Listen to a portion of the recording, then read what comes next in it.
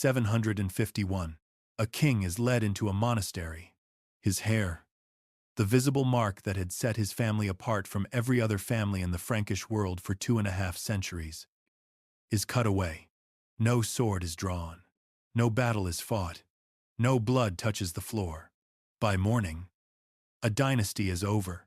The man who arranged this is not yet a king, but he has understood something that 250 years of Frankish political history had never managed to state plainly. You do not need to destroy a king. You only need to make him irrelevant.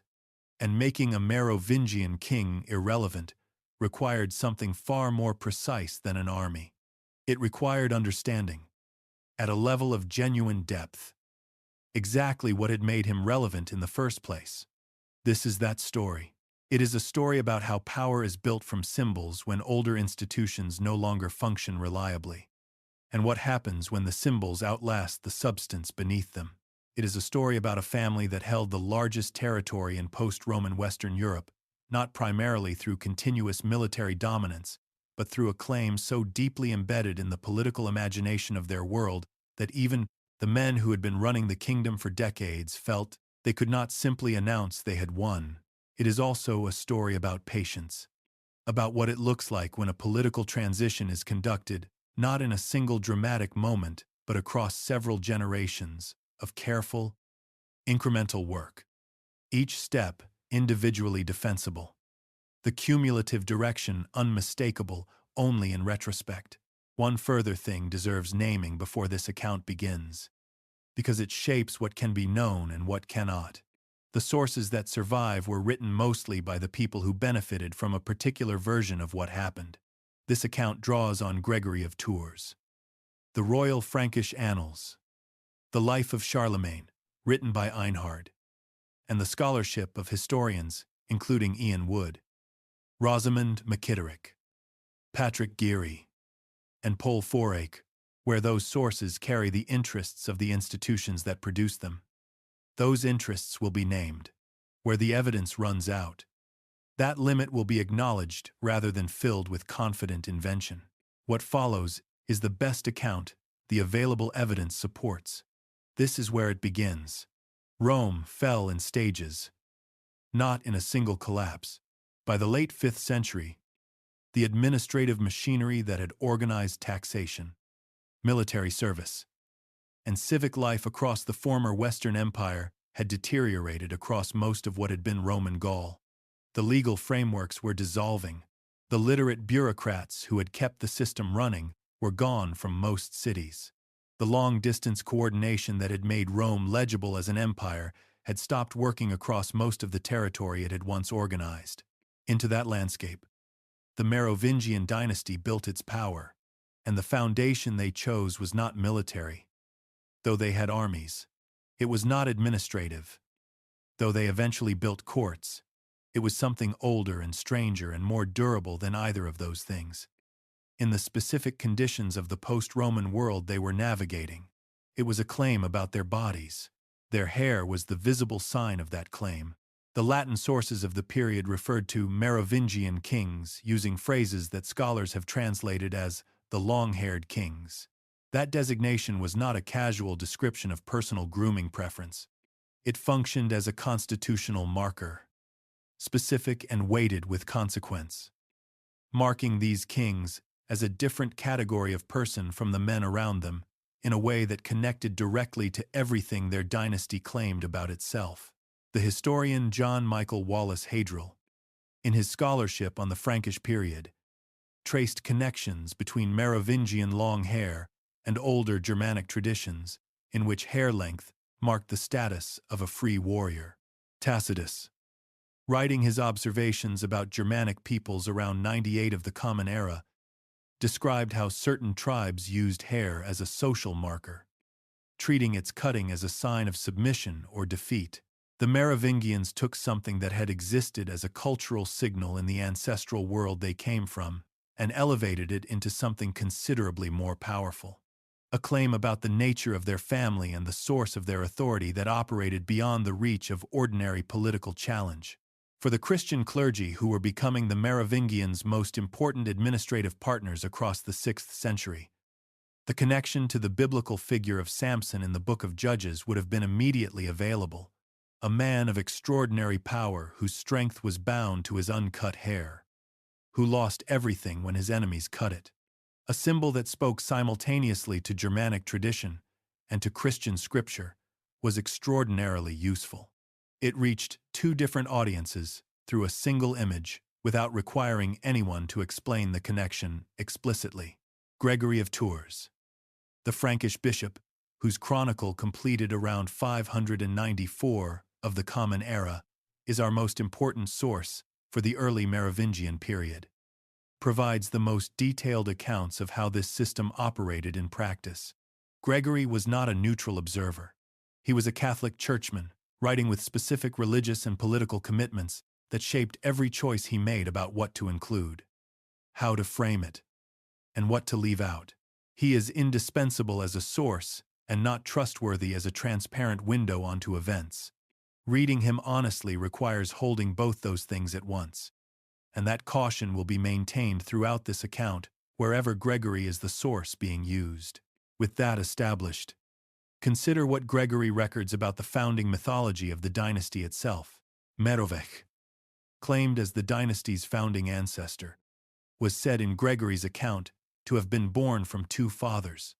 His mother, the wife of a Frankish king, encountered a creature in the sea described as something between a man and a figure associated with the older oceanic mythology. Merovingian was understood as the offspring of both the human king and this oceanic figure, giving him royal blood on one side and something older and stranger on the other. No serious historian reads this as a biological account. Every serious historian reads it as a political statement delivered in mythological language. The dynasty was not claiming descent from a line of successful warriors whose records could be examined and evaluated. It was claiming that ordinary political logic did not apply to them, that their removal from power could not be accomplished through the mechanisms that removed ordinary rulers, because their authority did not derive from ordinary sources. This was sophisticated strategy rather than naive belief. In a world without reliable institutional authority, where the question of who had the right to rule was genuinely open and continuously contested, attaching your claim to something beyond institutional challenge was rational governance of the first order. You could dispute a man's military strength. You could question his administrative record. You could not easily dispute what he claimed to carry in his blood, not without access to a competing framework equally powerful, equally credible, and equally recognizable to the audiences that mattered. The Merovingians held that position for more than 2 centuries. No rival lineage managed to displace them as the accepted source of Frankish kingship through military action alone. The civil wars that consumed so much of the 6th century were largely Merovingians fighting other Merovingians. The assumption that Frankish kings had to come from this specific bloodline was so thoroughly embedded in political culture that even the men who eventually replaced them felt compelled to keep the last Merovingian king on the throne as a symbolic credential for years after he held no real power at all. That is how durable the logic was. Even those who had already won everything that mattered in practice felt they could not simply announce they had won. The specific instrument through which the Merovingians managed political rivals within this system was the one that will run through everything that follows in this account. When a Merovingian king needed to neutralize a rival who was also Merovingian, killing him created a martyr, a name to rally around, an obligation of revenge that the Frankish political culture honored and organized. But there was another option available, one that accomplished the same neutralization without producing any of those consequences. Cut his hair. Within the logic of Merovingian political culture, a shorn prince was not simply a prince without long hair. He had been removed from the category of beings capable of making legitimate royal claims. The haircut was not humiliation in the ordinary sense. It was categorical transformation, understood as complete and as permanent as any transformation the political system recognized. He could be escorted to a monastery. The political world moved on. His supporters had nothing to organize around. His name did not become a cause. The dynasty used this instrument consistently across generations. It was one of the most elegant political tools the early Frankish world produced. Rivals neutralized without martyrdom. Succession disputes managed without the blood cycles that killing generated. Threats removed while the threat's body remained alive and unharmed. It was also, in the end, the instrument of the dynasty's own completion. In 751 of the Common Era, the last Merovingian king did not fall in battle. He was led to a monastery after his hair was cut by the man who would replace him. 250 years dissolved, not by force, but by the dynasty's own symbolic language. Spoken by someone who had spent a lifetime learning it from close observation. Understanding how that became possible requires understanding what the dynasty built across those 250 years. What it failed to protect. And who was watching, carefully enough, to see exactly where the vulnerability lay. The year is 511 of the Common Era. A man is dying in Paris. Not the city of broad boulevards and monumental architecture that later centuries would build, but a defended river crossing with a palace that is more fortified residence than administrative center. In a landscape still adjusting to the absence of Roman institutional organization, the man dying is Clovis. He is somewhere around 45 years of age. Though the birth date the sources provide is uncertain enough to treat that figure as an approximation. He is one of the most consequential rulers in post-Roman Western Europe. Having spent 30 years building a territory stretching from the Rhine to the Pyrenees from a regional chieftaincy, with no obvious reason to expect he would survive the decade, he has 4 sons by different mothers. He has attendants and military commanders gathered around him who have spent their careers in his service. He is about to make the one decision that will determine everything that follows for the next 240 years. He divides the territory among all 4 sons. That decision and the reasoning behind it are the structural foundation on which the entire subsequent history of the Merovingian dynasty rests. Not because the decision was unusual by the standards of the world Clovis came from. It was entirely conventional. Frankish inheritance practice distributed a man's property among his male heirs rather than concentrating it in a single successor. Land, weapons, followers, obligation. All of it shared rather than passed whole. The practice worked well enough for estates and farms, applied to a territory held together by military dominance and personal authority rather than by institutional machinery comparable to what Rome had built. It was a mechanism for producing exactly the fragmentation and internal competition that the following 3 generations would experience at considerable cost. To understand why Clovis made this choice, and why it carried the consequences it did, it is necessary to understand what he had actually built and how he had built it. Because the nature of his achievement contained the seeds of the crisis his decision would create. Clovis had not inherited an organized administrative structure. He had inherited a regional power base in the territory the Romans had called Belgica Secunda, a position among Frankish chieftains that gave him military followers and local authority, but nothing resembling the kind of system that would allow sustained governance of a large territory. What he built from that starting point was something genuinely unprecedented in the post-Roman Frankish world, and it rested on 2 components whose relationship was the key to why his inheritance decision carried the consequences it did. The first component was military. He fought continuously and successfully across 3 decades, absorbing rival Frankish chieftaincies, extending territory in multiple directions, defeating the Visigoths in southern Gaul in a campaign that pushed Frankish authority to the Pyrenees. The military record was formidable, but military dominance alone does not govern. It creates territory. Governing that territory requires something else. The second component was the alliance with the Christian Church. And here the scholar Ian Wood's careful examination of the political dimensions of Clovis's conversion is more illuminating than the theological framing Gregory of Tours preferred. The Church in Gaul by 500 of the Common Era was among the most functional administrative networks remaining in the former Western Empire.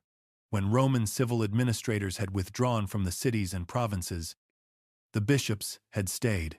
They managed urban infrastructure. They maintained records. They adjudicated disputes in ways the remaining population recognized as legitimate.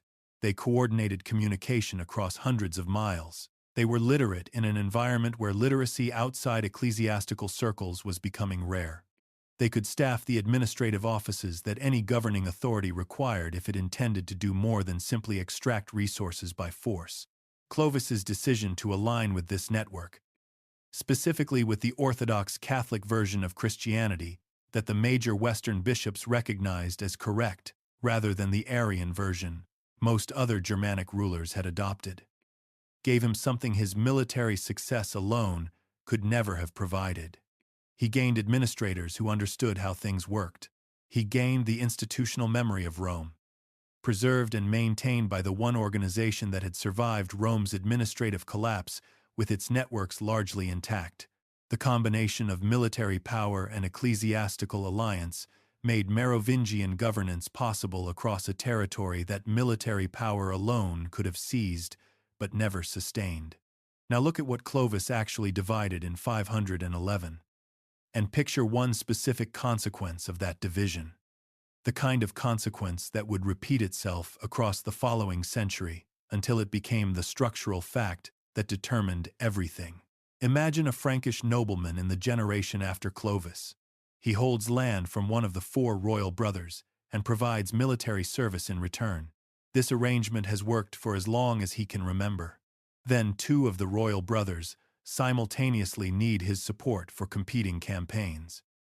And he finds himself in a position that nobody in his father's generation occupied. He can negotiate. He can extract concessions, more land, local judicial authority, the right to pass his position to his son rather than having it reappointed by the crown. His king makes the concession because the alternative is losing the campaign. The nobleman accepts it because it is there to be taken. This transaction, small and individually defensible, is repeated across every corner of the divided territory, by every nobleman like him, across every decade of the civil conflicts that the division of 511 made inevitable. No single transaction is dramatic. No single moment is the turning point.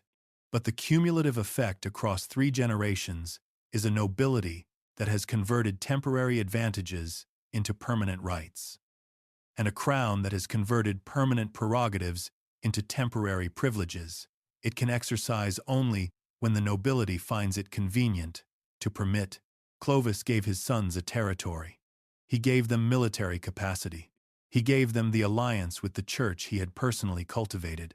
He did not give them a system for keeping any of those things coherent after the personal authority that had held them together was gone. That gap between what he built and what he failed to institutionalize is not a footnote to the Merovingian story. It is the engine that drives everything from 511 to 751. Every step in the long drift of power, away from the throne and toward the men who would eventually replace the dynasty, flows from the specific character of the inheritance Clovis left behind on the day he died in Paris. The result was 4 territories where one had existed: Austrasia in the northeast, Neustria in the northwest, Burgundy in the south, Aquitaine in the southwest. 4 kingdoms where there had been one. What followed was not aberration. It was the Frankish political system doing exactly what its own logic required when applied to circumstances that logic had not been designed to handle. In 670 of the Common Era, a Frankish king named Childeric II was murdered.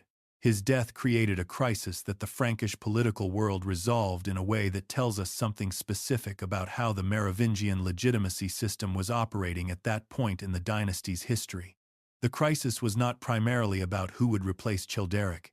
It was about what category of person could legitimately replace him. And the answer the Frankish political culture produced was the answer it had been producing for more than a century. Someone with the right hair. The assembly of Frankish nobles retrieved a man named Childeric III, from a monastery where he had been living since being tonsured by an earlier political adversary. They placed him on the throne. A man who had been categorically transformed by the very instrument the Merovingian system used to remove people from political life, was restored to that life by an assembly that found itself without any other acceptable option. That episode appears to contradict the most important claim about the tonsure as a political instrument, which is that it worked as a permanent neutralization. The contradiction resolves when you examine what made restoration possible in this specific case. Theodoric was retrieved not because the tonsure had failed as a symbolic instrument, but because a coalition of nobles powerful enough to reverse its application had assembled and found it in their interest to do so. The tonsure functioned as a permanent removal only when no such coalition existed or could be assembled. When the coalition did exist and had sufficient interest, the instrument could run in both directions. This distinction matters enormously for understanding what happened in 751. Childeric III could not be retrieved by any coalition because no coalition of sufficient power had any interest in retrieving him. The Carolingian family had spent decades ensuring that the nobles with the most influence were the nobles most invested in the new arrangement. There was no base from which a reversal could be organized, and no figure powerful enough to organize it had any reason to try. The permanence of Childeric's tonsure was not a feature of the symbolic system alone. It was a feature of the political conditions that Pepin had systematically created before using the instrument. Now, return to the chronicle record for the earlier period, reading it with the caution about Gregory of Tours already established, and examine two further episodes that illuminate how the instrument operated across the dynasty's history. Gregory records that after the death of Clodomir, one of Clovis's sons, in battle in 524 of the Common Era, the surviving brothers Childebert and Clotaire faced the problem of Clodomir's young sons. Those boys had legitimate claims to their father's territory. According to Gregory, and Gregory alone, the brothers summoned their mother, Clotilde, grandmother to the boys, and presented her with a choice between having the boys' hair cut or having them killed. Gregory records that Clotilde chose death for the boys over the cutting of their hair. 2 of the 3 boys were killed. The youngest, known to later tradition as Clodoald and venerated as a saint called Cloud, survived by entering monastic life voluntarily and spent the remainder of his life in religious dedication outside the political world entirely. This episode requires the most careful handling the sources in this period demand, because Gregory is our only source for it, and Gregory had specific theological and narrative purposes that shaped how he told this story. We cannot verify the specific exchange he reports between the brothers and Clotilde. What the episode reveals about the symbolic logic of the tonsure, even read with full awareness of Gregory's shaping hand, is the critical point. Within the political culture the dynasty had built, a shorn prince was understood as more completely and more permanently removed from the world of royal consequence than a dead one, at least under the circumstances where no coalition existed to reverse the removal. Death created martyrdom. The tonsure, when the conditions for reversal did not exist, created something the political vocabulary of the period had no mechanism for addressing. Clotilde, as Gregory tells it, understood the ordinary permanence of the tonsure more clearly than she understood the permanence of death. The second case is more securely documented because it comes from a period with better source coverage and involves a figure whose fate is consistent across multiple accounts. Grimoald the Elder was mayor of the palace in Austrasia in the mid-7th century. When the Merovingian king of Austrasia, Sigebert III, died in 656, leaving a young son, Grimoald arranged for the boy to be tonsured and sent to a monastery in Ireland. He then placed his own son on the Austrasian throne. The Frankish reaction was immediate and severe. Grimoald was captured. He was brought before Frankish authorities for judgment and was executed. His son was removed from the throne. A Merovingian was restored. This episode is essential for understanding why the transition of 751 required the specific preparations it required. and why it succeeded where Grimoald's attempt had failed so completely. The political culture of the mid-7th century still understood Merovingian sacred kingship as an active and enforceable category. When Grimoald used the tonsure to clear the way for a non-Merovingian succession without any broader authorization, he triggered a response that showed exactly how much residual force the legitimacy system still carried. He had moved without preparing the ground. He had not obtained the theological authorization that would have allowed the transition to be understood as a principle rather than a seizure. He had not built the ecclesiastical relationships, the noble networks, and the military credibility that would have given the Frankish political world reason to accept rather than reject what he had done. He had not ensured that no coalition existed which could reverse what the tonsure had accomplished. The lesson his successors absorbed from his fate was not that the goal was impossible. It was that the goal required conditions that did not yet exist in 656, and that those conditions would need to be systematically created before the same instrument could be used successfully. Pepin of Herstal, who was Grimoald's nephew, began that work. Charles Martel, his successor, extended it substantially. Pepin the Short, who would eventually be the first Carolingian king, completed it. The tonsure that destroyed Grimoald in 656 and the tonsure that succeeded completely in 751 were the same instrument. What had changed was everything around it. Now, step back and look at the symbolic structure these cases collectively illuminate. The Merovingian political system had built a tool of remarkable effectiveness into its own foundational logic, a tool that accomplished categorical transformation rather than physical destruction, a tool that removed rivals from political life without producing the consequences that physical destruction generated. One of the most elegant political instruments the early Frankish world produced, the tool worked because the symbolic system it operated within was genuinely believed. The hair was not a cynical pretense maintained by people who privately knew better. The belief that Merovingian kings carried something their long hair made visible was a genuine feature of the political culture. Widely enough, distributed across the Frankish world to make the symbolic system function with the consistency it demonstrated across several generations. But a tool built into a system can be used against that system by anyone who understands it well enough and who has prepared the conditions that make that use possible without triggering the coalition-forming response that destroyed Grimoald. The Merovingians built their scissors. They refined them across 2 centuries of internal competition. They never built any mechanism to prevent someone from using those scissors against them, once the conditions for doing so had been systematically prepared. Pepin had been watching the system use those scissors since before he could remember. He had learned them from the inside, and when the moment came, he knew exactly how to hold them, exactly when to use them, and exactly what needed to be in place before he could use them without producing another Grimoald. Begin not with the dynasty, but with a specific room. A room in a Frankish royal residence, sometime in the mid-700s of the Common Era, large enough to suggest importance, furnished in ways that mark the person at its center as someone of formal consequence. Attendant present, the visible signs of royal position arranged in the way that Frankish ceremonial convention required them to be arranged when a king was present. And at the center of the room, a man who has been king of the Franks for several years, retrieved from a monastery by the most powerful family in the Frankish world, and placed in this position because the political situation of the time required a Merovingian name on the throne, and his was the name available. His name is Childeric III.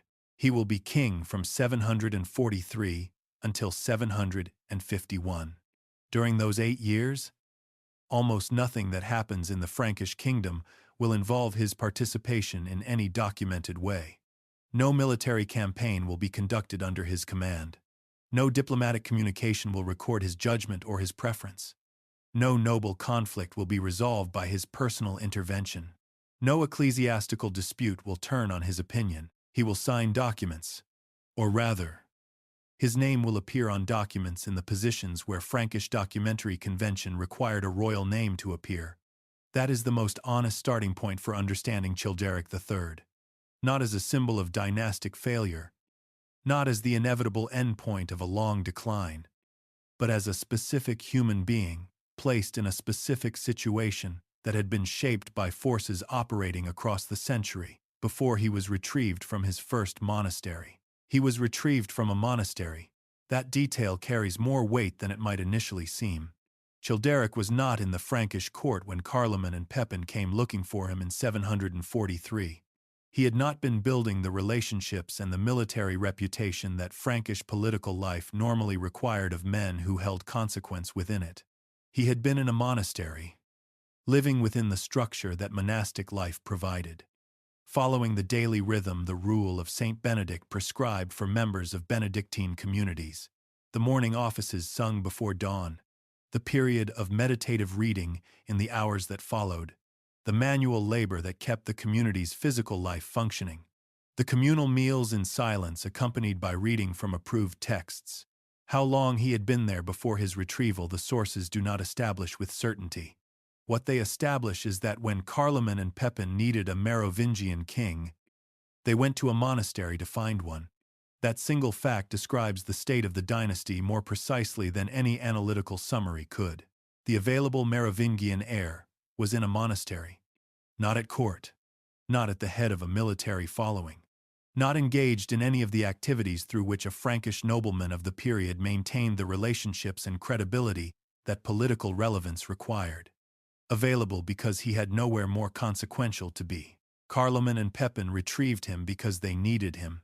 The Frankish nobility in 743 still understood Frankish kingship as something that required Merovingian blood as a basic credential.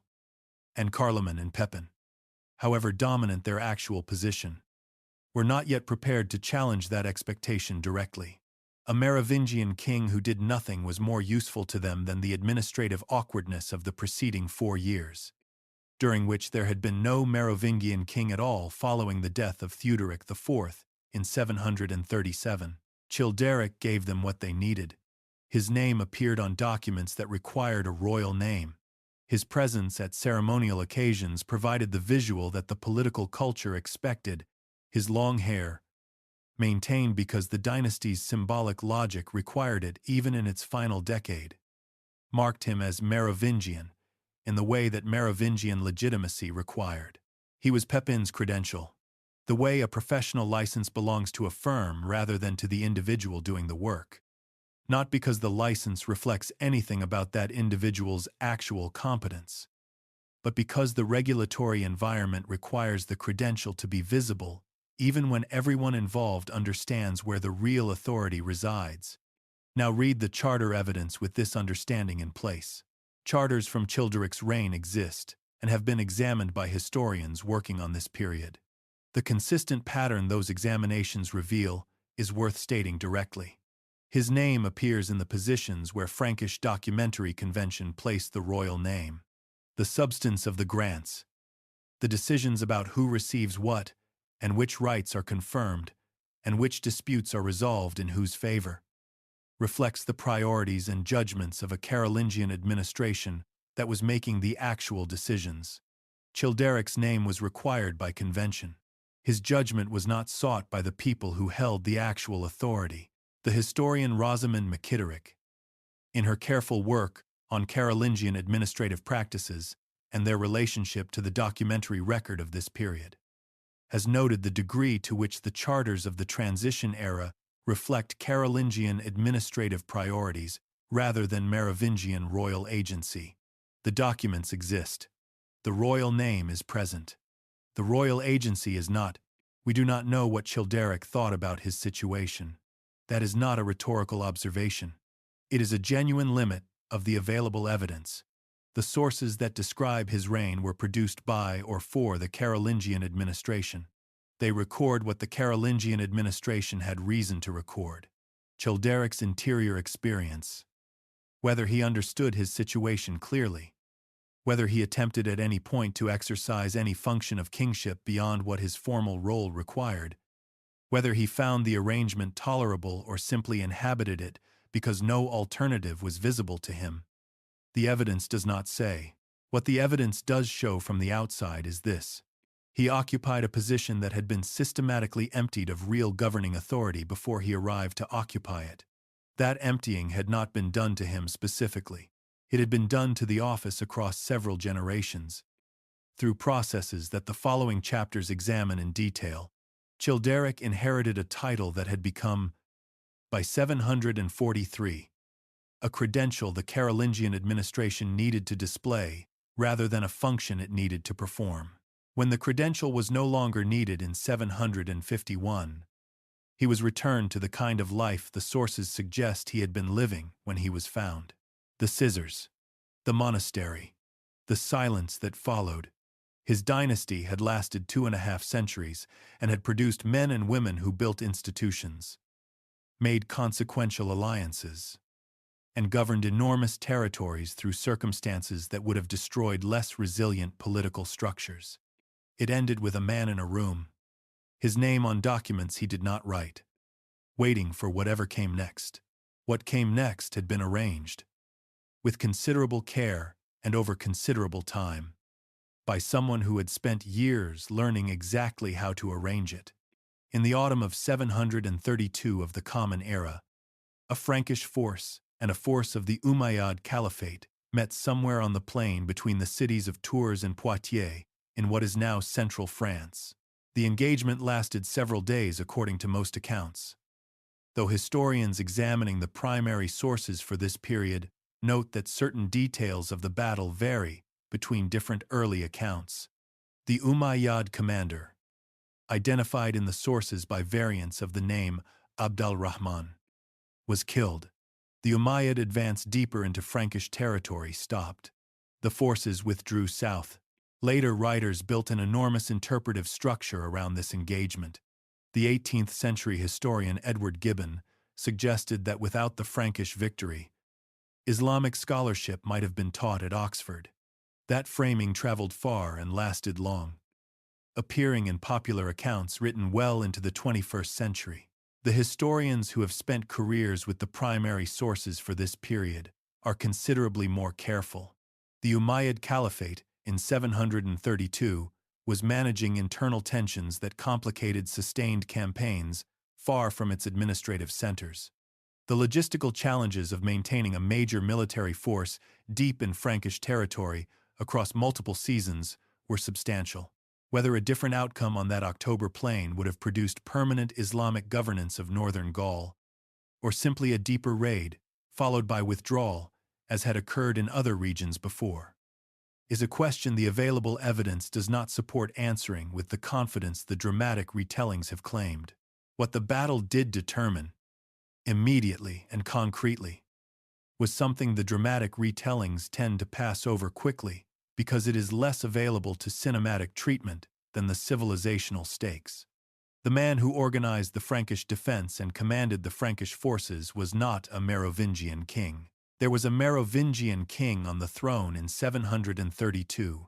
The Childeric IV had held the title since 721. He is almost entirely absent from every account of the battle and its preparation. No source credits him with strategic decisions. No source places him at the engagement. No source records any communication between Childeric and the man actually commanding the Frankish forces.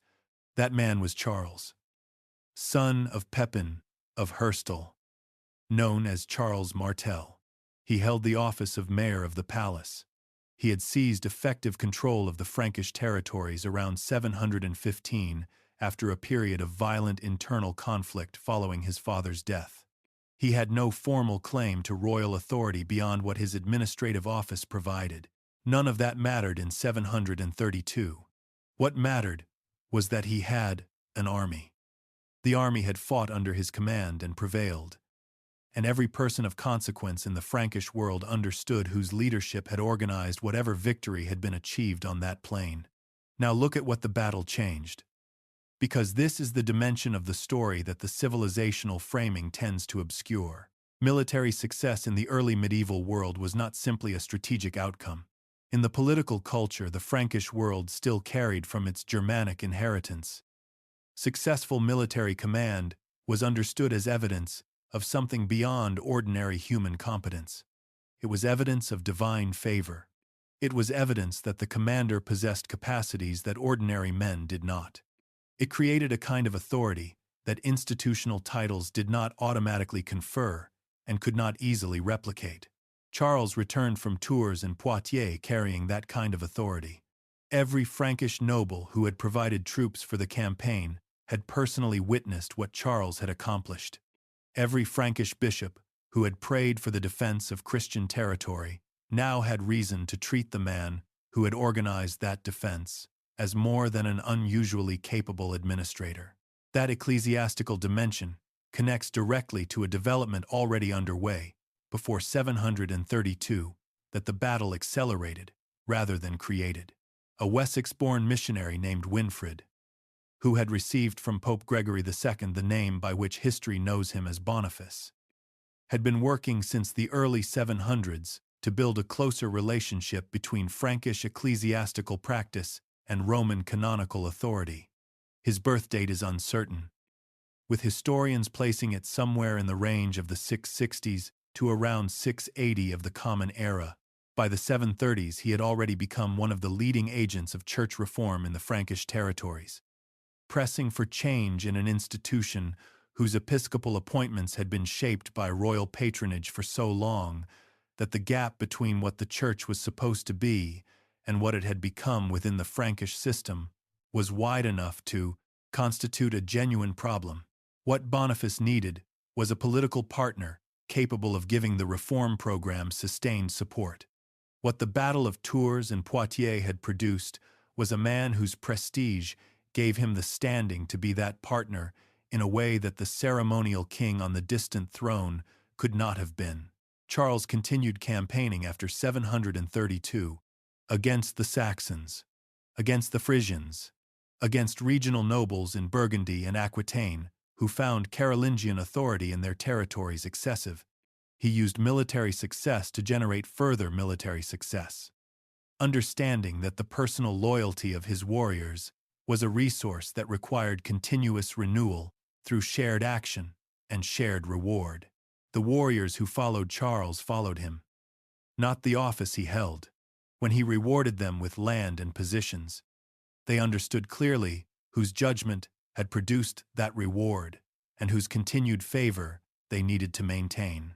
Childeric IV died in 737 of the Common Era. Charles did not replace him. For 4 years, the Frankish kingdom had no Merovingian king at all. The administration continued. Military campaigns continued. The church continued its functions. The nobility continued, providing service and receiving rewards. The ecclesiastical and administrative records of those 4 years do not register anything that reads as a crisis produced by the absence of a king. That 4-year gap is perhaps the single most revealing fact in the entire story of the Merovingian dynasty's end. Not the ceremony at Soissons, not the haircut of Childeric III. Those events mattered, and the chapters ahead will examine them carefully. But the 4 years when there was simply no Merovingian king, and the Frankish world continued without apparent disruption, reveal more clearly than any ceremony could what had actually happened to Merovingian authority by the late 730s. The belief that Frankish kings had to be Merovingian had not disappeared. It had weakened to the point where the man actually governing the kingdom felt no immediate urgency to address its implications. Charles died in 741 without having taken the title of king. His sons Carloman and Pepin retrieved a Merovingian from a monastery and installed him as Childeric III. Laustek that they did this tells us the belief still required management. The manner in which they did it tells us how little substantive weight they attached to managing it. What remained was the question of when and how the belief could be formally set aside. And answering that question required something that decades of military dominance and administrative accumulation had not been able to provide on their own. It required a blessing from the one institution whose authority over questions of sacred legitimacy, in the political imagination of the Frankish world, stood above the authority of any noble assembly or military following. Pepin understood this, and when the moment came, he knew exactly how to ask for it. In the early months of 754 of the Common Era, Pope Stephen II arrived in the Frankish kingdom. He had crossed the Alps to get there. A journey the sources describe as physically demanding for a man whose health was not strong. And he had made it, because what he needed from the Frankish kingdom could not be obtained through correspondence. The Lombard king Aistulf had seized Ravenna the previous year and was pressing toward Rome with territorial ambitions that the available Byzantine military support had not been adequate to address. Stephen needed a Frankish army. He needed it soon, and he needed to conduct the relationship with the Frankish rulers in a form that secured not just the immediate military response, but the kind of ongoing partnership that would give the papacy reliable protection going forward. The man he had crossed the Alps to meet was Pepin, who had been king of the Franks for 3 years. That meeting, and what it accomplished, is one of the more consequential encounters of the 8th century. But understanding why it was possible, why the papacy could cross the Alps, and why Pepin could receive a pope as a genuine partner in a transaction of mutual benefit, requires understanding how the relationship between the Merovingian dynasty and the Christian Church had evolved across the 2.5 centuries before Stephen's journey. The partnership had begun with mutual necessity. 500 of the Common Era. Clovis has military dominance over a territory too large to govern through military dominance alone. The Christian Church in Gaul has administrative capacity, network reach, literacy, and institutional memory accumulated across centuries of Roman and post-Roman operation.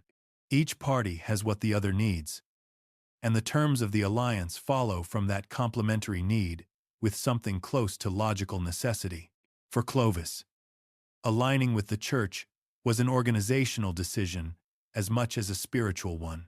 The scholar Ian Wood's examination of this period has helped clarify how thoroughly the ecclesiastical network in Gaul had absorbed the administrative functions that Roman civil institutions had previously provided. The bishops who had stayed in the cities when Roman civil administrators withdrew were the people who knew how taxation had worked, how disputes had been recorded and resolved, how communication across large distances had been organized and maintained. Clovis had conquered territory. The Church could help him govern it. His conversion to Orthodox Catholic Christianity, rather than the Arian version most other Germanic rulers had adopted, aligned him with the theological position the major Western bishops recognized as correct. The Gallo-Roman bishops of northern Gaul could treat an Orthodox Catholic king as their natural administrative partner in ways they could not treat an Arian ruler. They offered cooperation. The alliance that Clovis's conversion made possible was the organizational foundation of Merovingian governance for the 2 centuries that followed. The Church gained protection. The Merovingians gained administrators. Both grew in scale and capacity across the 6th century, in ways that partnership made possible for each of them. Then, the Merovingians began treating church appointments as an extension of royal patronage, and the partnership began producing outcomes. The Church found increasingly difficult to reconcile with its own institutional purposes. A bishop controlled significant landholdings and commanded the loyalty of a substantial local population. Placing a politically reliable man in that position made clear administrative sense from the crown's perspective. The Church's preferences about how bishops should be selected, involving local clergy, neighboring bishops, and some nominal attention to spiritual qualifications, were accommodated when convenient and overridden when not. The practice of purchasing church offices, known as simony, after a figure in the Acts of the Apostles who attempted to buy spiritual authority with money, spread through the Frankish Church across the 6th and 7th centuries. Some monasteries became effectively private family estates. Some episcopal positions were held by men whose primary qualifications were political reliability rather than ecclesiastical fitness. The gap between what the Church was supposed to be and what it had become within the Frankish system widened steadily across the decades. It did not produce an immediate rupture, because both parties were still extracting enough from the arrangement to find continued participation more attractive than the alternatives. But it created a reform agenda that a significant portion of the ecclesiastical world wanted addressed, and that was waiting for the political conditions in which it could be addressed effectively. Those conditions arrived in the form of the Carolingian family, Carloman and Pepin, who divided the effective governance of the Frankish territories after Charles Martel's death in 741. Both engaged actively with the reform program that Boniface was pressing for. Church councils were convened. Standards for episcopal appointment were articulated more carefully. The relationship between Frankish ecclesiastical practice and Roman canonical authority was affirmed in ways the previous arrangement had not required. The Carolingian engagement with church reform was not purely altruistic. A Reformed church whose appointments required proper canonical authorization was a church in which the casual distribution of episcopal positions as political patronage, the way the late Merovingian arrangement had operated, was less available. A church more closely aligned with Rome was a church whose legitimating authority ran more reliably through whoever maintained good relations with the papacy. The Carolingians were building those relations carefully and deliberately. Now consider the papacy's position when Pepin's delegation arrived in Rome in 750. Zacharias, who held the papal office from 741 to 752 of the Common Era, was managing an institution under external pressure that had little to do with Frankish internal politics. The Lombards posed a persistent military threat to Rome and to the territories the papacy controlled. The Byzantine Empire, which nominally provided military protection for those territories, was increasingly unable or unwilling to fulfill that function in the specific ways the papacy needed. A reliable military partner in the West was something the papacy genuinely required, and the Frankish kingdom was the most plausible candidate. This is not a story about the betrayal of the Merovingians by an institution they had served for 2.5 centuries. It is a story about two institutions following their own legitimate logics through changed circumstances to conclusions that the original terms of their partnership had not anticipated and could not have addressed. The Merovingian dynasty and the Christian Church had built their alliance when the Merovingians had military capacity and ecclesiastical credibility.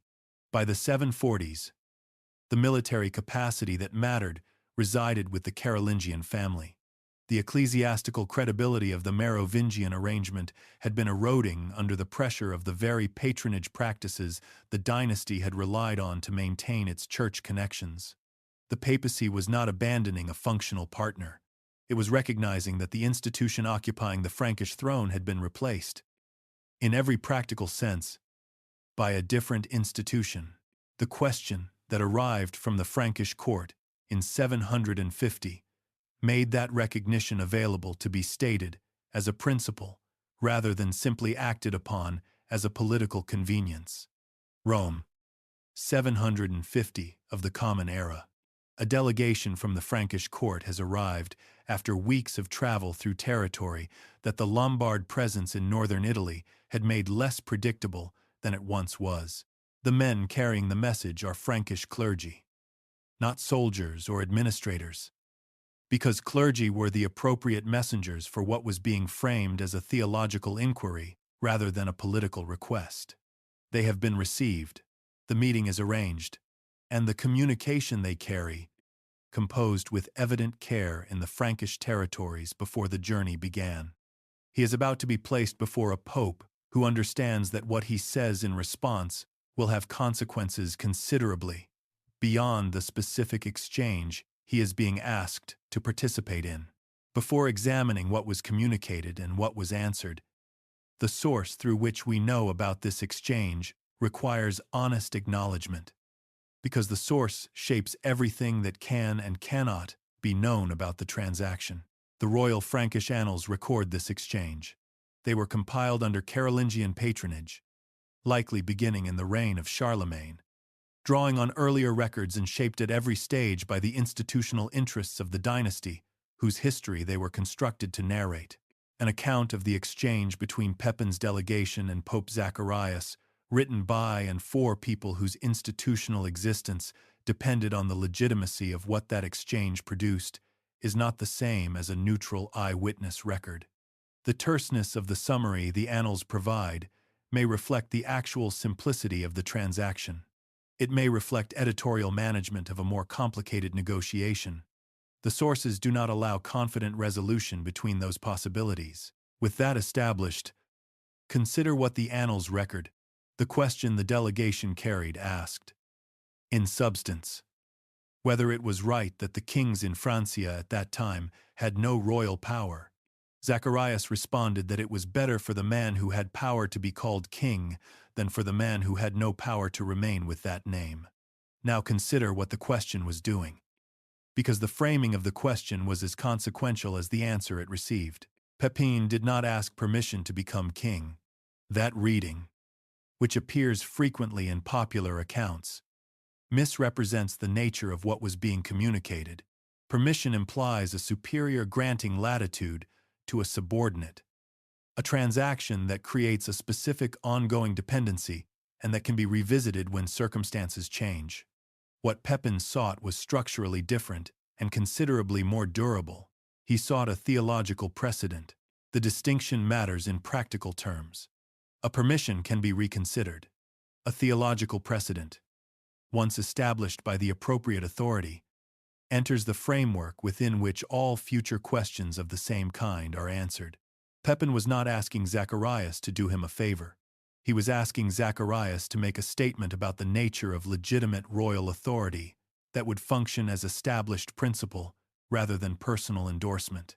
The framing of the question as a general proposition rather than a specific request was the mechanism through which this worked. Ask the Pope directly. May I? Pepin. Become king. The Pope faces a question with an obvious political dimension that makes any answer complicated. A yes directly endorses a specific political actor. A no sides with a dynasty that has demonstrated no capacity to provide what the papacy needs. The personally framed question puts the papacy in a position with no comfortable exit. Ask the Pope instead. Is it right that the man with real power should hold the title? Or should the title belong to a man without power? The Pope faces a question that sounds like a philosophical inquiry about the proper ordering of governance. The answer that follows from the political theology of the period is not difficult to arrive at. Authority and its exercise should be unified.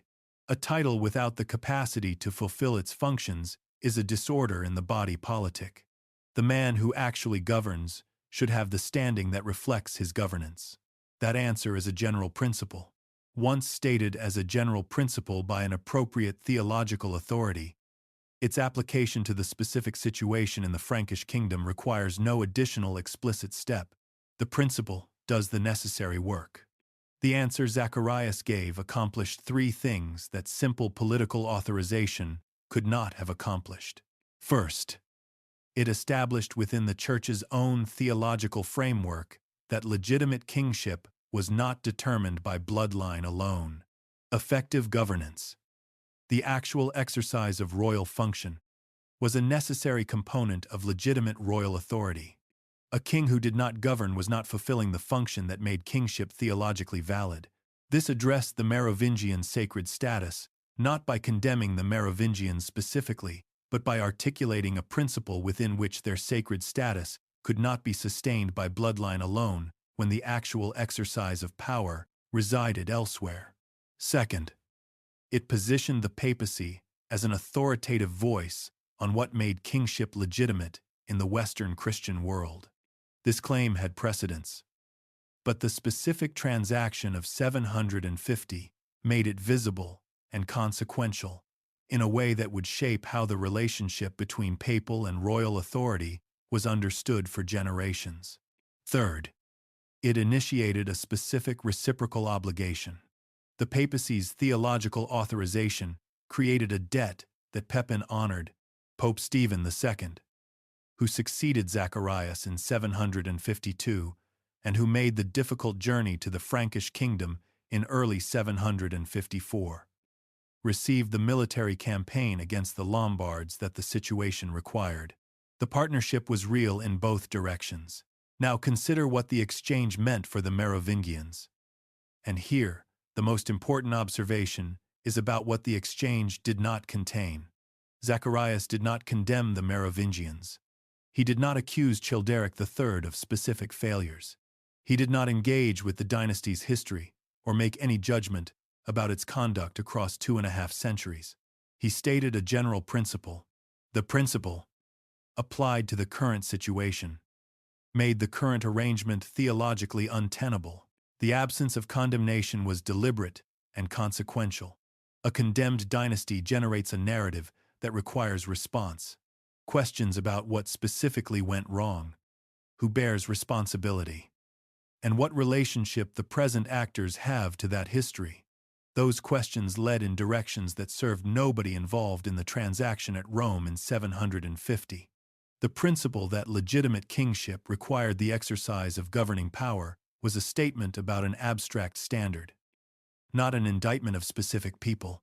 The exchange had dissolved. Within the theological framework the Merovingians themselves had helped establish through their long alliance with the Church. The sacred status their dynasty had claimed for 2.5 centuries. Not through condemnation. Through the articulation of a standard the current arrangement could not meet. What remained was the ceremony through which that dissolution would be given the visible, public form that the political culture required in order to treat it as having officially occurred. 751 of the Common Era. A Frankish assembly convenes at Soissons. The city had been a center of Frankish royal administration since the time of Clovis. The palace there carried 2.5 centuries of Merovingian association. The choice of location was not arbitrary. Nothing about what happened at Soissons in 751 was arbitrary. Every element of the ceremony had been selected with the awareness that it needed to accomplish something that military dominance and administrative accumulation had not been able to accomplish in the entire history of the Frankish world. It needed to make a non-Merovingian king feel like the natural conclusion of a process rather than the beginning of something that could be disputed. Ceremonies do not create political reality. They ratify it.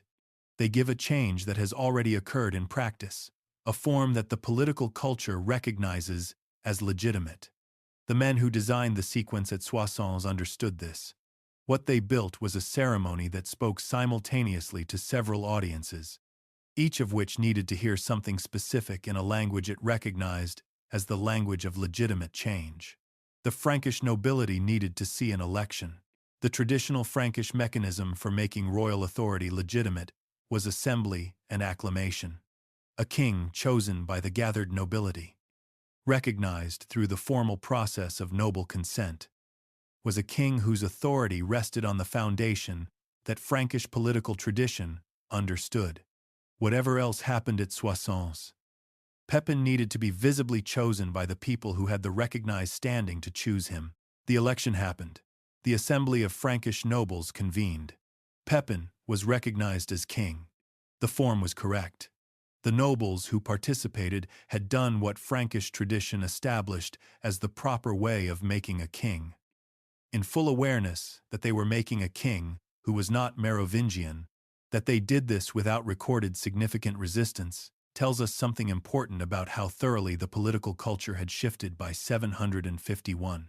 The assumption that Frankish kings had to be Merovingian had not disappeared, but it had weakened to the point where the men whose recognition mattered most were prepared to set it aside when presented with a sufficiently legitimate alternative. The papal authorization had provided that alternative, which addressed the second audience the ceremony needed to reach. The Church needed to see a consecration. The anointing that the ceremony included is associated in later tradition and in many modern summaries with Boniface, though the precise ritual details of 751 are thinner in the sources than the fuller account of the second papal anointing of 754, which is documented more clearly and directly. What matters for the ceremony's function is not the specific identity of the person who administered the anointing, but what the anointing itself accomplished within the symbolic world both parties inhabited. Anointing with holy oil drew on deep roots in the Hebrew scriptures that the Frankish Church knew well. The kings of Israel, David and Solomon most prominently, had been anointed by prophets as a visible sign of divine authorization. The anointing did not simply recognize a king that men had chosen. It marked him as someone a higher authority had set apart for a specific function. The oil was understood to convey something real, to effect a transformation in the person who received it that had theological rather than merely political weight. By anointing Pepin, the ceremony gave him something the Merovingians did not have in that specific form: a sacred status derived from an institutional act rather than from bloodline, from the Church's authority to consecrate rather than from the mystery of inherited blood. The third audience the ceremony needed to reach was the broader Frankish world. The people not present at Soissons, but whose understanding of what had happened would be shaped by what reached them through ecclesiastical and noble networks extending across Frankish territory. For that audience, the ceremony needed to be legible as the right thing having happened. The combination of noble election and ecclesiastical consecration accomplished exactly that. Each element spoke to a different register of legitimacy. Together they created something neither element alone could have created. Now examine what the ceremony deliberately excluded, because the exclusions were as carefully designed as the inclusions. Childeric III was not condemned at Soissons. He was not charged with specific failures. He was not subjected to any process of judgment that required the assembly to evaluate his conduct and find it wanting. The principle Zacharias had articulated was applied. Childeric did not have power. Pepin did. The conclusion followed without requiring anyone present to examine the history through which that situation had come to exist. This mattered enormously for what came after. A king condemned for failure generates a narrative about what the failure was and who bears responsibility for it. A king superseded by a principle generates a much cleaner transition, one in which the people who had participated in the previous arrangement are not required to account for their participation. One further element of the Soissons sequence deserves attention because its significance is frequently underemphasized. Pope Stephen II, who crossed the Alps in early 754 and met with Pepin in the Frankish kingdom, conducted a second anointing of Pepin and his sons Carloman and Charles. This second anointing amplified what the first had established, and it added something the first had not included. Stephen placed under threat of excommunication any future attempt by the Frankish nobility to choose a king from any family other than Pepin's. The Merovingians had built their dynasty on the claim that their blood was sacred and their kingship, therefore, non-negotiable. The Carolingians built theirs on the claim that the Church's authority was sacred and the Church had authorized their kingship, making it equally non-negotiable. The structure was identical. The mechanism was different, and the mechanism the Carolingians accepted was one they did not control exclusively. The authority that had legitimized them resided in Rome rather than in their own nature.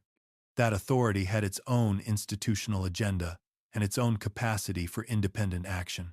The Merovingians had been independent of any external institution in a way the Carolingians, by accepting this specific form of legitimacy, were not. The dynasty that replaced the Merovingians had solved the immediate problem of 751. It had also, in accepting the specific form of legitimacy that solved that problem, embedded in the foundational relationship of its own power, a question about who ultimately had the final word on matters of sacred authority. That question would occupy European political thought for a very long time. The ceremony at Soissons lasted a few hours. The question it opened lasted considerably longer. There is a moment before the scissors that the sources do not describe and that honest history cannot reconstruct with confidence. What we know is the outcome. What we do not know, and what the sources were not designed to preserve, is the texture of the hours before it. Whether Childeric III was told in advance what was going to happen, whether he was given any explanation of the principle that had been invoked to make it happen, whether he asked questions, whether he walked to whatever room the ceremony took place in, or was escorted there in a way that made the distinction between walking and being led difficult to parse. The Carolingian documentary apparatus, which is our primary source for this period, recorded the outcome in the brief and consistent terms that its institutional purposes required. Childeric III was tonsured. He was sent to the monastery of Saint-Bertin, in the far north of Frankish territory near what is now the town of Saint-Omer. The Merovingian dynasty ended. A few words. Because a few words was what the institutional record needed to contain, and because a few words was all the event required once everything that made it possible had been put in place across the preceding decades. Now examine what those few words actually accomplished. Because the brevity of the record is itself a form of evidence about what the tonsure was designed to do and how completely it did it. The act performed on Childeric in 751 accomplished two things simultaneously in a single visible gesture that required no explanation to any audience in the Frankish world. It removed the long hair that was the constitutional marker of Merovingian kingship, the hair that had been the visible proof of the dynasty's sacred distinctiveness for 2.5 centuries, the sign that these kings carried something ordinary men did not, was gone. The man who had been Merovingian in the specific constitutional sense that Merovingian political culture gave that designation was no longer Merovingian in that sense, and it replaced that hair with the distinctive cut associated with monastic life, converting Childeric from one recognized category of person into a fundamentally different one. Not a former king waiting for circumstances to change. A monk. A member of a religious community bound by the rule that governed such communities, living within the structure that rule prescribed. Subject to the authority of an abbot, rather than engaged in the political obligations of secular life. The transformation was not metaphorical. Within the logic of the Merovingian symbolic system, the logic within which every person present understood what was happening and what it meant. It was as complete and as permanent as any transformation the political culture recognized.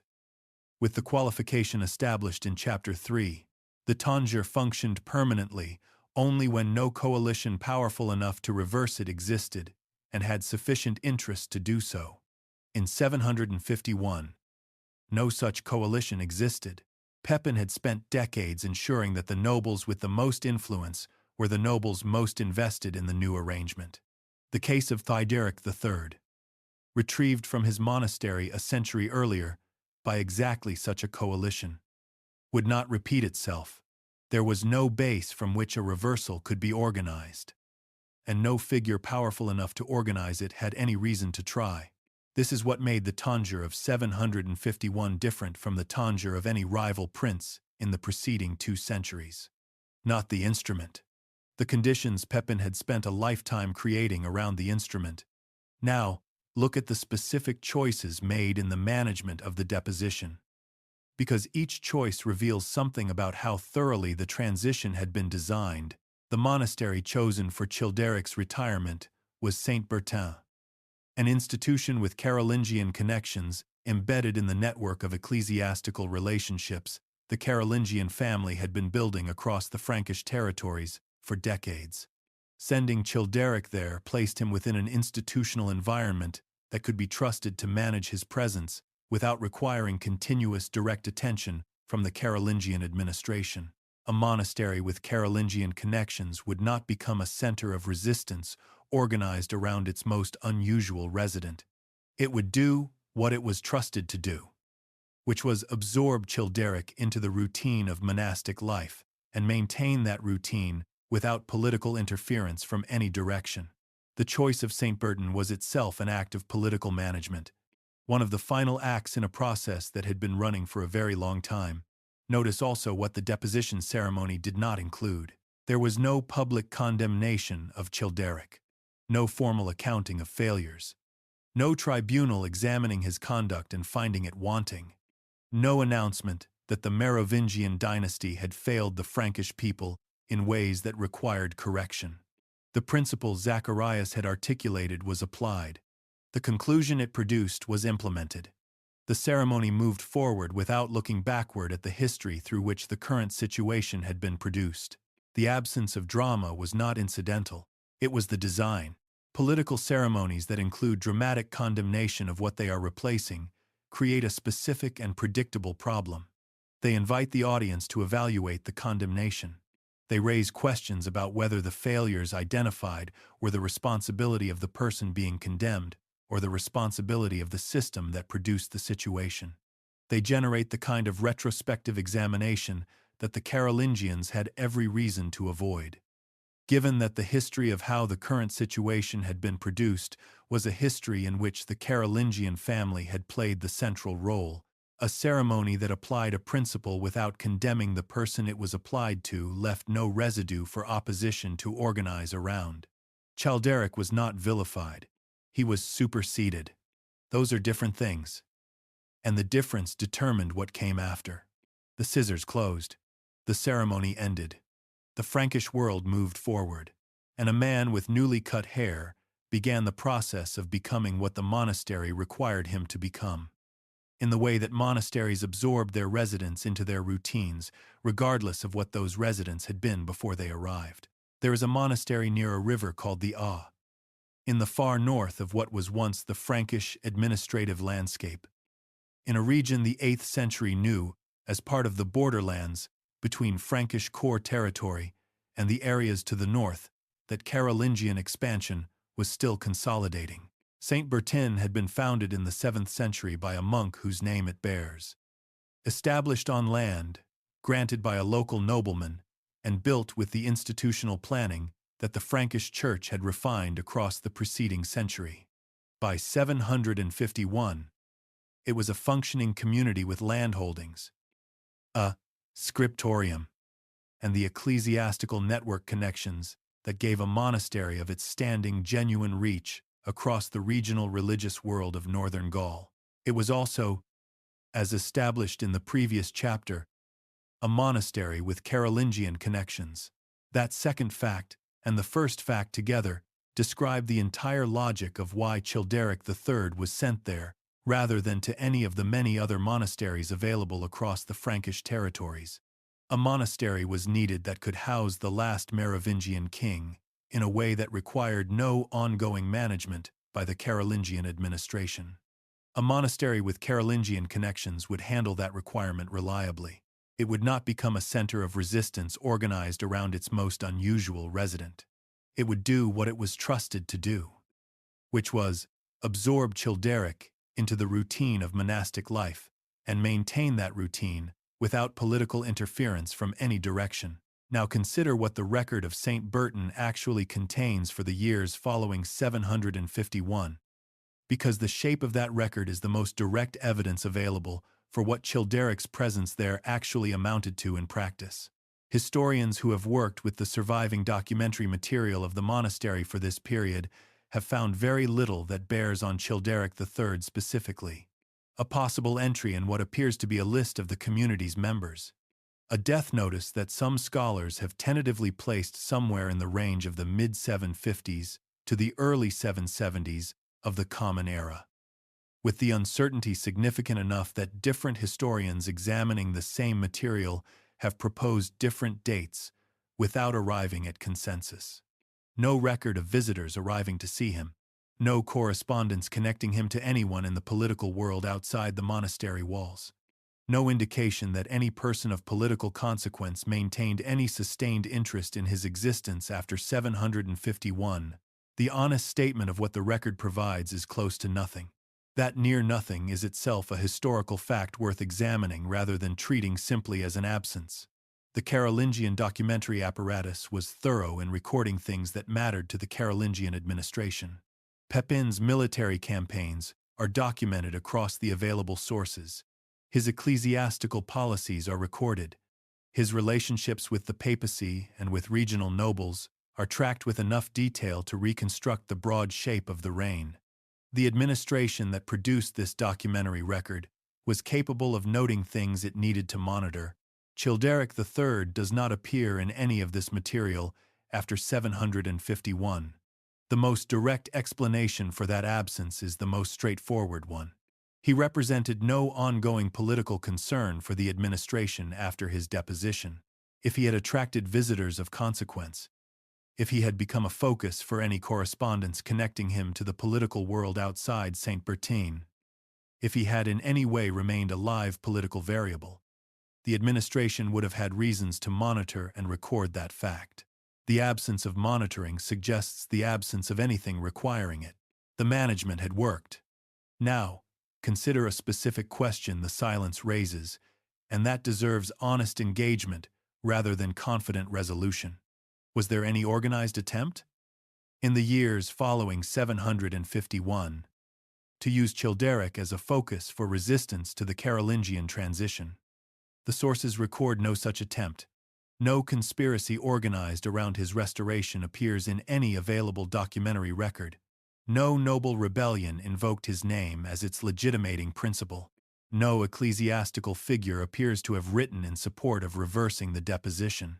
The transition from Merovingian to Carolingian kingship was followed not by sustained legitimist resistance, but by the kinds of political friction that any major change produces. Friction, organized around specific grievances and specific interests, rather than around the restoration of the dynasty that had been set aside. This is historically notable. Comparable transitions in other historical contexts have produced sustained, legitimist opposition that persisted for generations. Organized around the name and the claim of a deposed dynasty, long after the practical basis for restoration had become remote. The Merovingians produced nothing comparable. Several factors contributed to this. The tonsure had accomplished a categorical transformation that left no politically recoverable figure to organize around. And, as Chapter 3 established, no coalition with sufficient power and interest to reverse that transformation existed in 751. The papal authorization had changed the theological landscape in ways that made resistance religiously complicated as well as politically difficult. The management of the ceremony at Soissons had created stakeholders in the outcome rather than witnesses to it, and the absence of violence had denied potential opposition the emotional and organizational resources that bloodshed provides. A martyred king generates outrage that can be organized.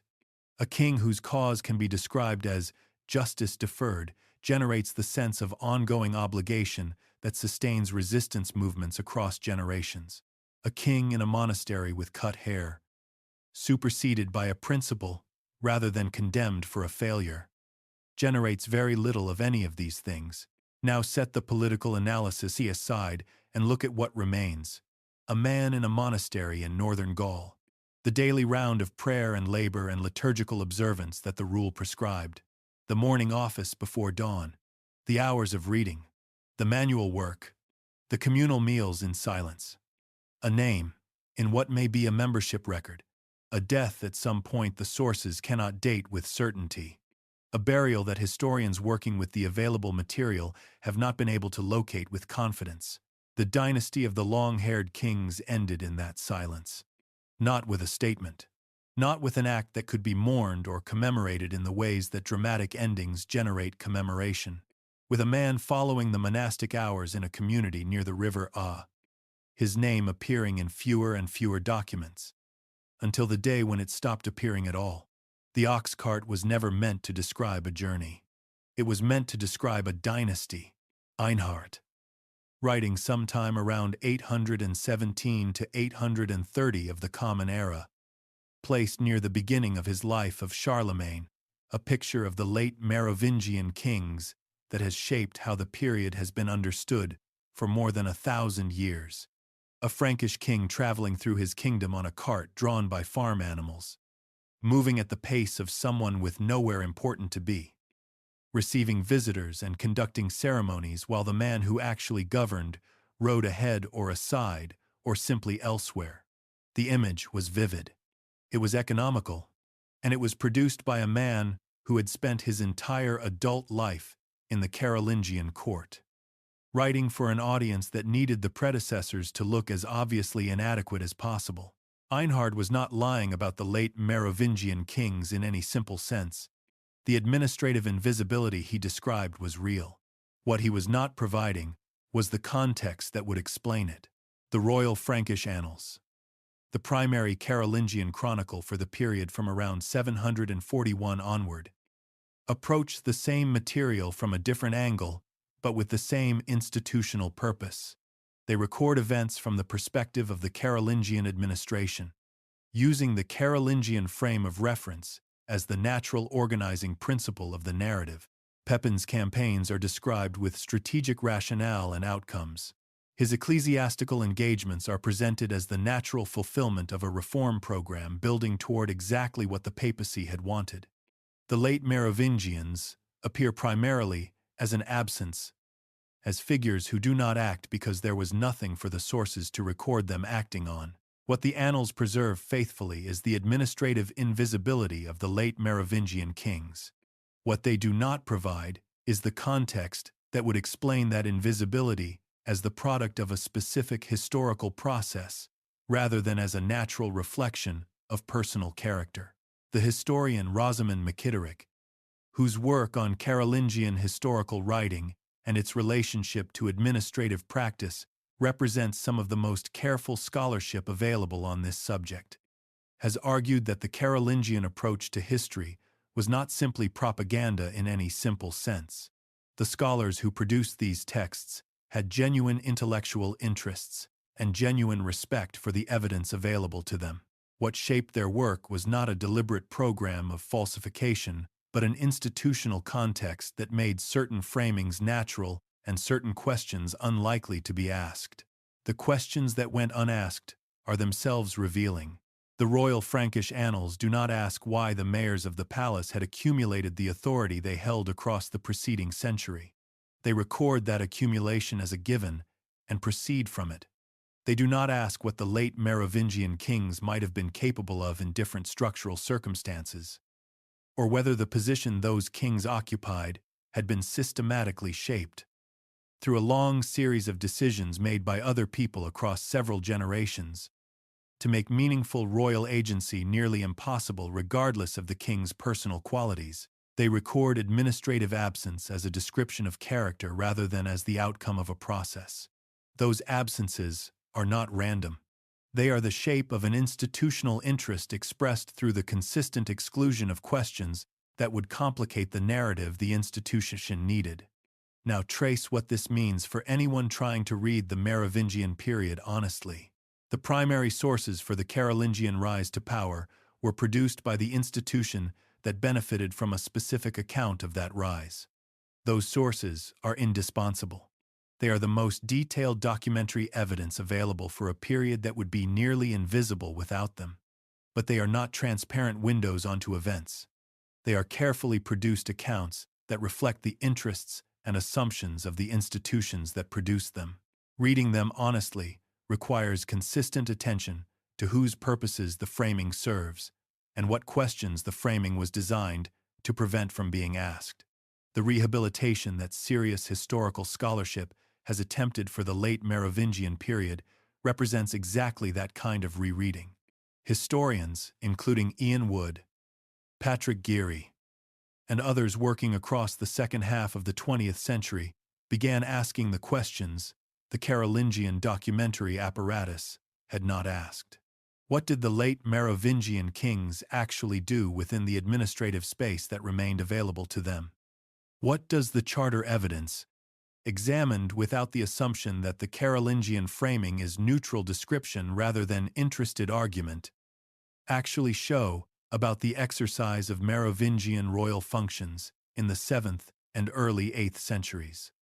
The picture that emerged from that rereading was not a simple reversal of the traditional account. The late Merovingian kings were genuinely constrained in their ability to exercise royal authority. The mayors of the palace had genuinely accumulated power at the expense of royal prerogative. The transition of 751 genuinely marked the end of a dynasty that had lost practical control of its governance well before it lost the title. What changed was the explanation for those facts.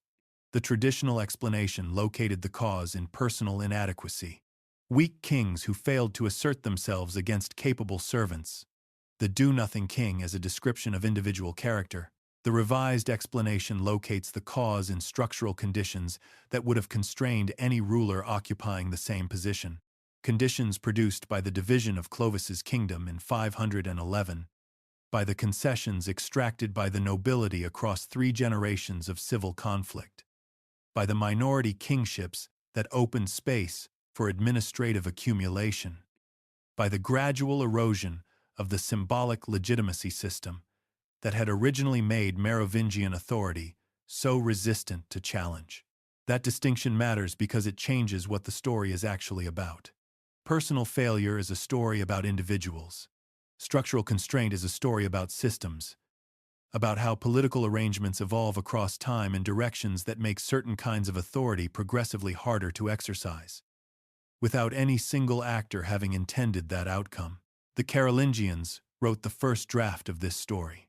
They wrote it well enough that most subsequent drafts were essentially revisions of theirs. The most durable achievement of the Carolingian transition may not be the dynasty itself, which eventually fragmented and dissolved.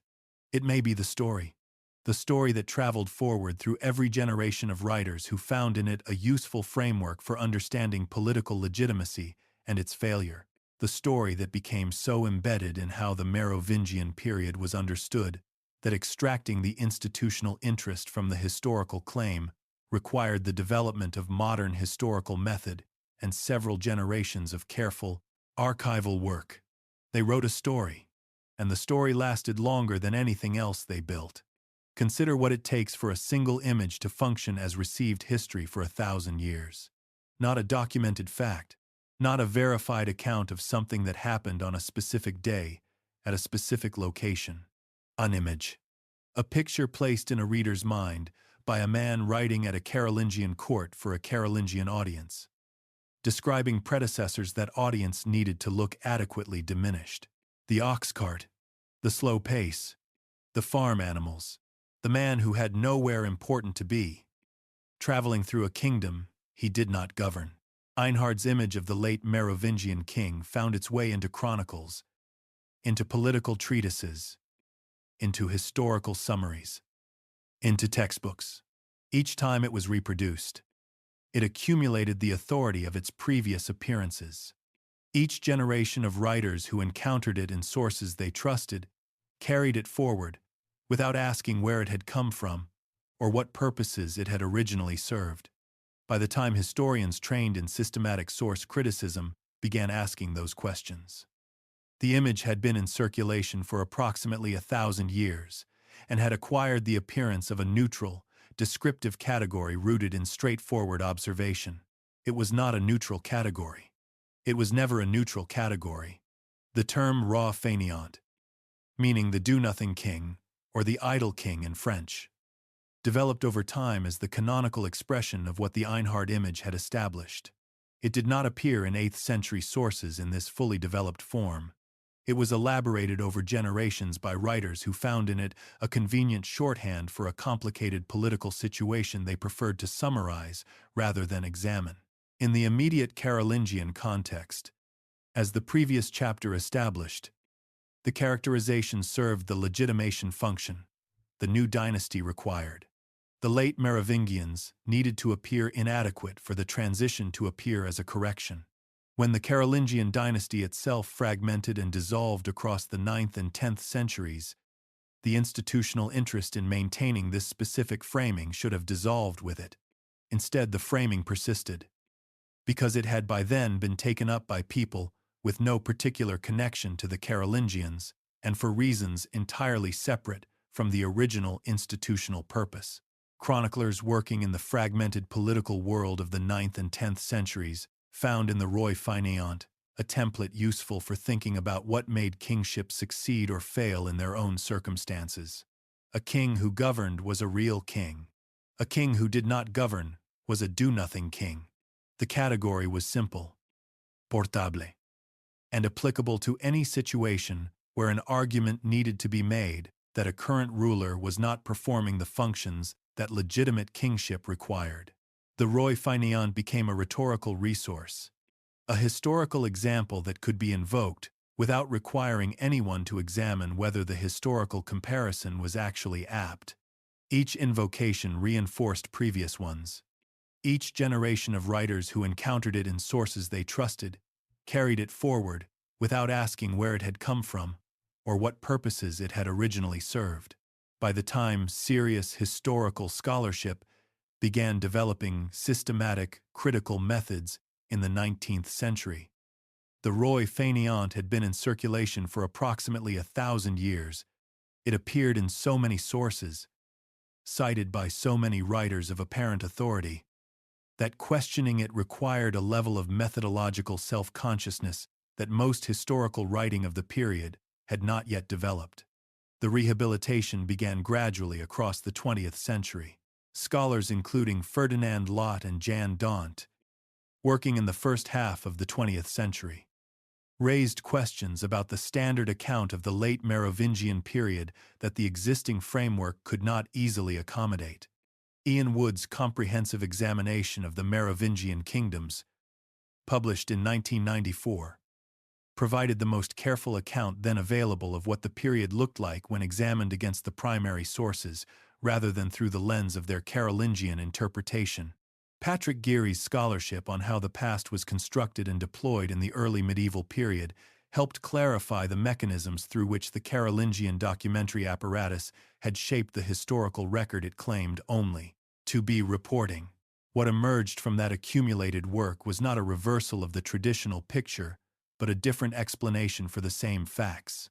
The late Merovingian kings were genuinely constrained in the exercise of royal authority. The transition of 751 genuinely marked the end of a dynasty that had lost practical control of its governance well before it lost the title, but the explanation for those facts matters as much as the facts themselves. The traditional explanation located the cause in the personal character of the late Merovingian kings: inadequate men in ox carts, unable or unwilling to assert the authority their position formally carried. The revised explanation locates the cause in structural conditions that had been building for more than a century before the last Merovingian king was retrieved from his first monastery. Conditions that would have constrained any ruler occupying the same structural position, regardless of personal qualities. Conditions produced not by individual weakness, but by the cumulative logic of a system following its own rules and circumstances. Those rules were not designed to handle. The Roi fainéant did not describe the late Merovingian kings accurately. It described what the Carolingian court needed them to look like, in a form vivid enough to travel through the centuries without the context that would have complicated it, and useful enough to a wide enough range of subsequent readers that no single generation had sufficient reason to do the work of questioning it. 1,000 years is a long time for a politically motivated image to function as received history. That longevity is not a measure of the image's accuracy. It is a measure of how effectively the original framing was constructed, and of how thoroughly a vivid and useful image, once embedded in the documentary record, can shape how an entire period is understood by people who never think to ask where the image came from or what it was designed to accomplish. In the summer of 751 of the Common Era, a farmer working the grain fields of the Frankish heartland would have gone about the work of harvest in the way he went about it every summer. He knew there was a king of the Franks. He was less certain of the name than a literate administrator would have been. He was considerably less certain of the specific arrangements by which that king held his position than the ecclesiastical and noble networks of the Frankish world would have been. And he was almost entirely unengaged with the question of whether the man on the distant throne was Merovingian or Carolingian. Because that question, consuming as it was to the people making the decision in palaces and monasteries, had no immediate consequence for the work that organized his year. The grain needed to be cut. The obligations to his lord needed to be met. The provisions for winter needed to be secured. The dynasty changed. The grain did not. This is not a diminishment of the transition's historical significance. It is a description of how political transitions actually intersect with the experience of the majority of people living within the territories they affect. Most historical writing about the Merovingian and Carolingian transition is written from the perspective of the institutions and individuals who were actively engaged in producing it: the nobles, the clergy, the administrators, the military commanders, These are the people who generated the documentary record and who appear most visibly in the surviving sources. The Frankish kingdom of the 7th and 8th centuries was primarily composed of people whose working lives were organized around the agricultural cycle, whose daily experience of governance was mediated through layers of local authority, and whose relationship to the specific identity of the man on the distant throne was abstract in the way that all very distant authority is abstract to people whose immediate concerns are concrete and pressing. 6. Reconstructing their experience requires reading sources that were not designed to provide it directly. Land charters recording property transfers and the obligations attached to them give indirect evidence of agricultural conditions and the economic relationships between landholders and the people who worked their land. Hagiographies, the accounts of saints written by ecclesiastical authors, provide glimpses of ordinary community life, filtered through the purposes of a genre designed to demonstrate holiness rather than document social conditions. Archaeological evidence from settlement sites, cemeteries, and agricultural landscapes across the former Frankish territories provides material evidence of living standards and trade connections that the documentary record does not directly supply.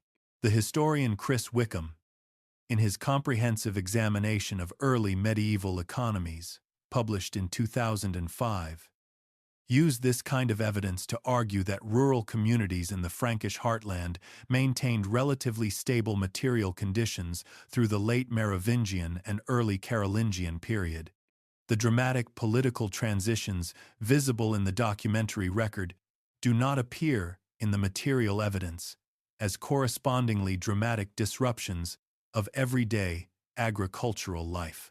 Picture a specific moment that the evidence makes available as a type rather than as a reconstruction of a singular event. A village in the agricultural landscape of the Frankish heartland. Autumn. The harvest has been brought in and is being measured and divided. The obligations owed to the local lord are being calculated in the way that custom has always prescribed. Grain portioned out according to arrangements that predate everyone present in that field. The men doing the calculating know the name of the lord, who will receive the lord's share. They may know the name of the count administering the wider territory. The name of the king is further away than either of those things, attached to a distant authority whose specific identity shapes almost nothing in the transaction being conducted. That autumn, the king's name had changed. The transaction had not. For most ordinary Franks, the practical dimensions of the transition from Merovingian to Carolingian kingship were mediated through layers of intermediary authority that insulated daily experience from the specific identity of the man on the distant throne. The regional counts who administered the Frankish territories continued in their positions, at least initially, because replacing them all at once would have disrupted the practical functioning of regional governance in ways no new dynasty could afford. The local lords who held agricultural land continued their operations because the land did not change hands in the transition, and the obligations attached to it continued to be owed and collected. The ecclesiastical institutions that performed the liturgical and social service functions the Church had accumulated continued their operations, because those operations were organized according to ecclesiastical rather than royal calendars. What ordinary Franks would eventually notice, over years rather than in a single moment, were the downstream effects of policy changes the new dynasty implemented as its governance became established. The more systematic engagement with ecclesiastical reform had effects on the institutions that touched ordinary religious life most directly. The military campaigns Pepin and then Charlemagne conducted required mobilizations that reached into the agricultural economy through demands that arrived from local lords rather than as expressions of royal policy. The administrative ordinances, through which the Carolingian administration communicated its requirements to regional officials, eventually produced a more systematized set of demands on the agricultural population than the late Merovingian arrangement had typically generated. Whether these changes were experienced as improvements or additional burdens probably varied considerably by region and by the specific circumstances of individual communities within the economic and social geography of the Frankish world. The significance of 751 was real. Its distribution across the population was deeply uneven, and its most consequential effects were felt most clearly, not by the people present at Soissons, but by the generations who came after, who inherited a political and ecclesiastical landscape that the transition had set in a direction none of its immediate participants could fully see. For the farmer in the grain fields of the Frankish heartland, 751 was a summer that became autumn, and then winter, and then another spring. The grain grew, the obligations were paid, the dynasty had changed, and most of the people living within its territory had not needed to understand that in order to continue doing what they had always done, the founding myth of every successor state tends to be a story about creation, a new order arising from the ruins of something inadequate, a better way of governing replacing a broken one. The past is prologue to be surpassed, rather than foundation to be acknowledged. That mythological structure is not unique to the Carolingians. It appears with remarkable consistency across political transitions of very different types, in very different historical contexts, because it serves a function that successors almost universally require. It makes the displacement feel necessary rather than contingent, inevitable rather than chosen. What the myth requires, and what the Carolingians supplied with considerable skill, is the suppression of the structural debt. The Carolingians had that debt to the Merovingians, a debt not recorded in financial registers or documented in formal transfers, but incurred in the most consequential way that structural debts are incurred. When a successor inherits a functioning system and uses it so immediately and so completely that the act of using it obscures the fact that the system was already there before the successor arrived. Begin with the administrative geography. The Frankish kingdom that Charlemagne governed in the late 8th and early 9th centuries was organized around a system of regional counties, each administered by a count who held delegated royal authority and was responsible for military mobilization, judicial administration, and the collection of royal revenues within his territory. The Carolingian administrative ordinances, known as capitularies, which are often discussed as expressions of the new dynasty's more systematic approach to governance, addressed a county system they had inherited rather than invented. That system had developed across the Merovingian period, drawing on late Roman administrative precedent and adapting it to the specific conditions of the post-Roman Frankish world.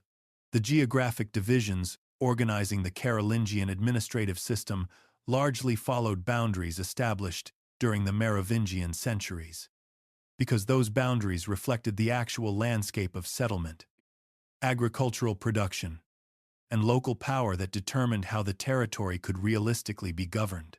Changing them would have required a level of administrative disruption that no rational administration would impose unnecessarily. The Carolingians inherited the county system. They systematized and extended it, but the foundation was Merovingian. The same inheritance pattern appears in the relationship between the Carolingian administration and the Frankish Church.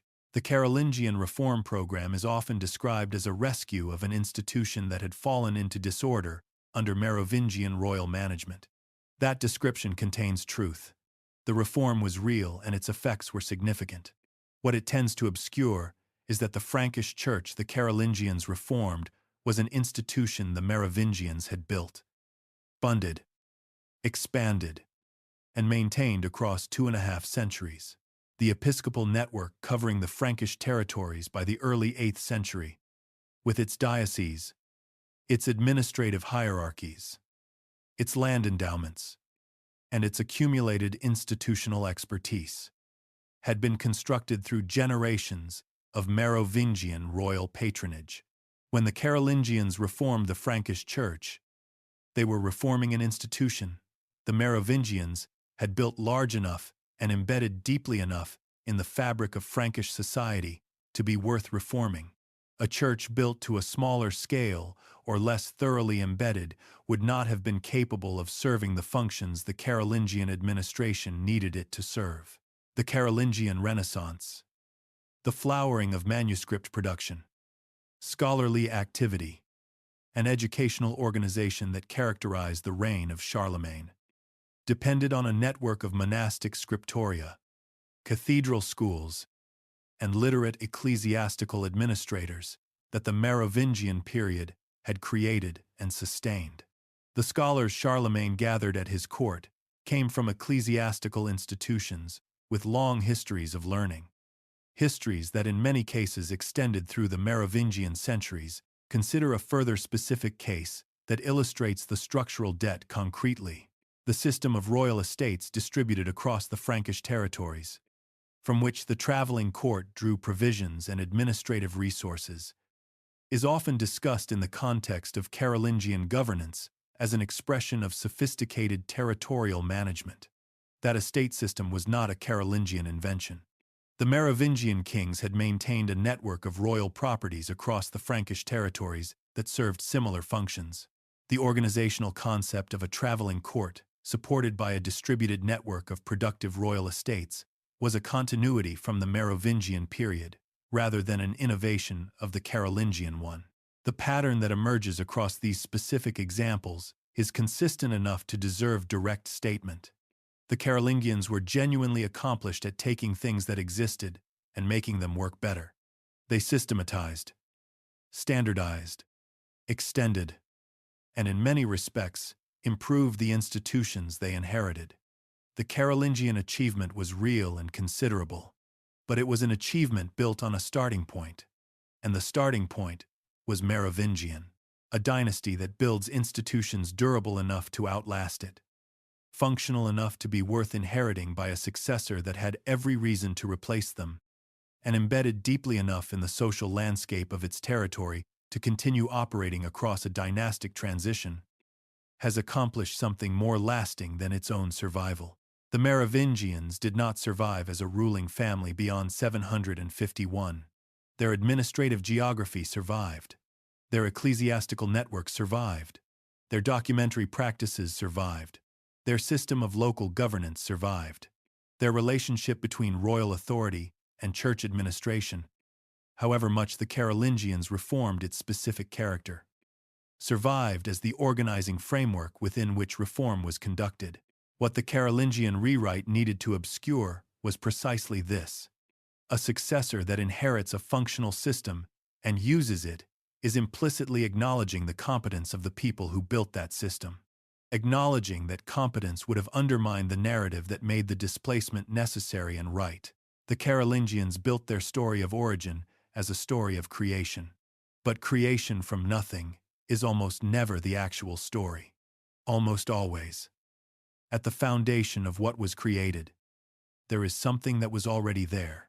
For the Carolingians, what was already there was the Merovingian world, politically exhausted in its later phases, administered by kings whose personal authority had been systematically reduced to ceremonial function, but structurally present in the dimensions that matter most for long-term governance, present in ways that could not be removed and replaced without disrupting the functioning of everything built on top of them. The Carolingians did not erase the Merovingian legacy. They absorbed it, renamed it, and built on it so thoroughly that the absorption became invisible. That invisibility is itself the measure of how completely the structural inheritance worked.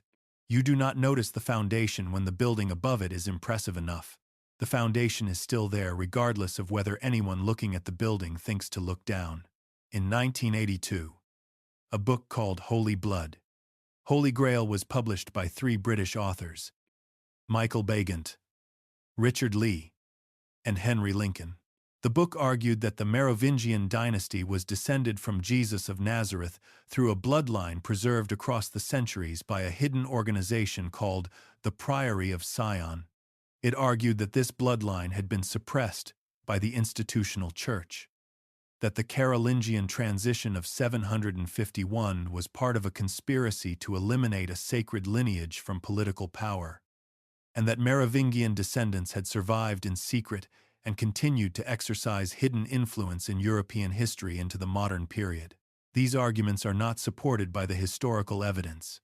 Scholars who examined the specific claims found them based on misreadings of medieval sources, invented connections between unrelated historical figures, and in some cases on material that had been deliberately fabricated and placed in French archives in the 20th century.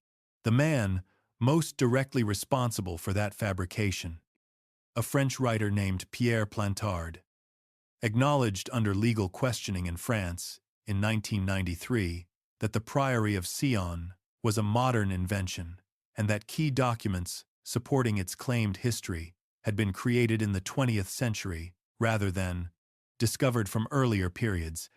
The scholarly response to Holy Blood, Holy Grail, was, in the assessment of historians who work with the relevant primary sources, essentially uniform in rejecting its specific historical arguments.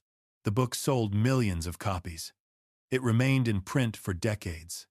It directly influenced Dan Brown's novel The Da Vinci Code, which reproduced versions of several of its central claims for an audience of tens of millions of readers worldwide. That combination, rejected by historical scholarship and enormously influential in popular culture, is itself a phenomenon worth examining honestly. It tells us something about the Merovingians that no amount of careful primary source scholarship quite captures on its own. Something about why this particular dynasty, above most others from the early medieval period, continues to generate fascination, speculation, and mythological elaboration more than 12 centuries after its dissolution. The answer begins with what the Merovingians genuinely offer that most historical subjects do not. They offer real mysteries, not invented gaps, not questions manufactured by conspiracy literature, but genuine uncertainties produced by the actual limitations of the available evidence. The origins of the dynasty are obscure in ways the sources themselves reflect. The mythological account of Merovec and the sea creature was a deliberate political construction whose specific sources and exact purposes remain debated among historians working with the available material. The early period of the dynasty is visible almost entirely through Roman sources that were not designed to record Frankish self-understanding accurately, and through Gregory of Tours, whose purposes and limitations have been examined at length throughout this account. The end of the dynasty is strange in a historically unusual way, not strange in the manner of endings produced by battle or assassination, which are familiar shapes of historical finality. Strange in the manner of an ending so quiet, so free of visible drama, and so complete in its practical consequences that it invites questions about whether the official account fully captures what actually mattered about what occurred. An ending accomplished with scissors, rather than swords, does not produce the documentary residue that dramatic endings generate. It produces silence, and silence invites interpretation. Real mysteries attract mythological elaboration. This is not a failure of rationality in the people who engage in that elaboration. It is a predictable feature of how human minds engage with genuine uncertainty in domains that carry cultural significance. When the documented record leaves gaps, imagination fills them. When imagination fills them in ways that connect to broadly resonant concerns, the result travels. The specific ways in which Holy Blood, Holy Grail filled the Merovingian gaps were resonant in the particular context of late 20th century Western culture, for reasons that had as much to do with that culture's specific interests as with anything specifically Merovingian. Questions about what institutional authorities had suppressed or distorted, questions about the relationship between official historical narratives and the realities those narratives were constructed to manage. The Merovingians provided an available historical hook for a set of contemporary concerns that had no particular connection to the actual 8th century. The hook worked because the actual historical situation had enough genuine ambiguity to sustain the weight of speculation placed on it. A dynasty ended without battle, a sacred status deliberately constructed and then as deliberately dissolved. A documentary record produced by the very people who benefited from a particular account of what happened. These are real features of the Merovingian story. They do not support the specific claims of Holy Blood, Holy Grail. But they create an environment in which those claims do not feel entirely disconnected from historical reality. And that partial connection is what makes the myth functional for people without access to the primary scholarship needed to evaluate the specific arguments. The honest accounting of what the Merovingians offer to popular myth-making is straightforward. They offer genuine mystery in a form sufficiently rich and sufficiently documented to feel real rather than invented. They offer a genuine ending sufficiently strange to invite questions about the official account. And they offer a documented relationship with sacred authority sufficiently complex to sustain interpretations about what that relationship meant and what was lost when it ended. None of that supports the specific claims of the conspiracy literature. The Merovingians were not the guardians of a divine bloodline.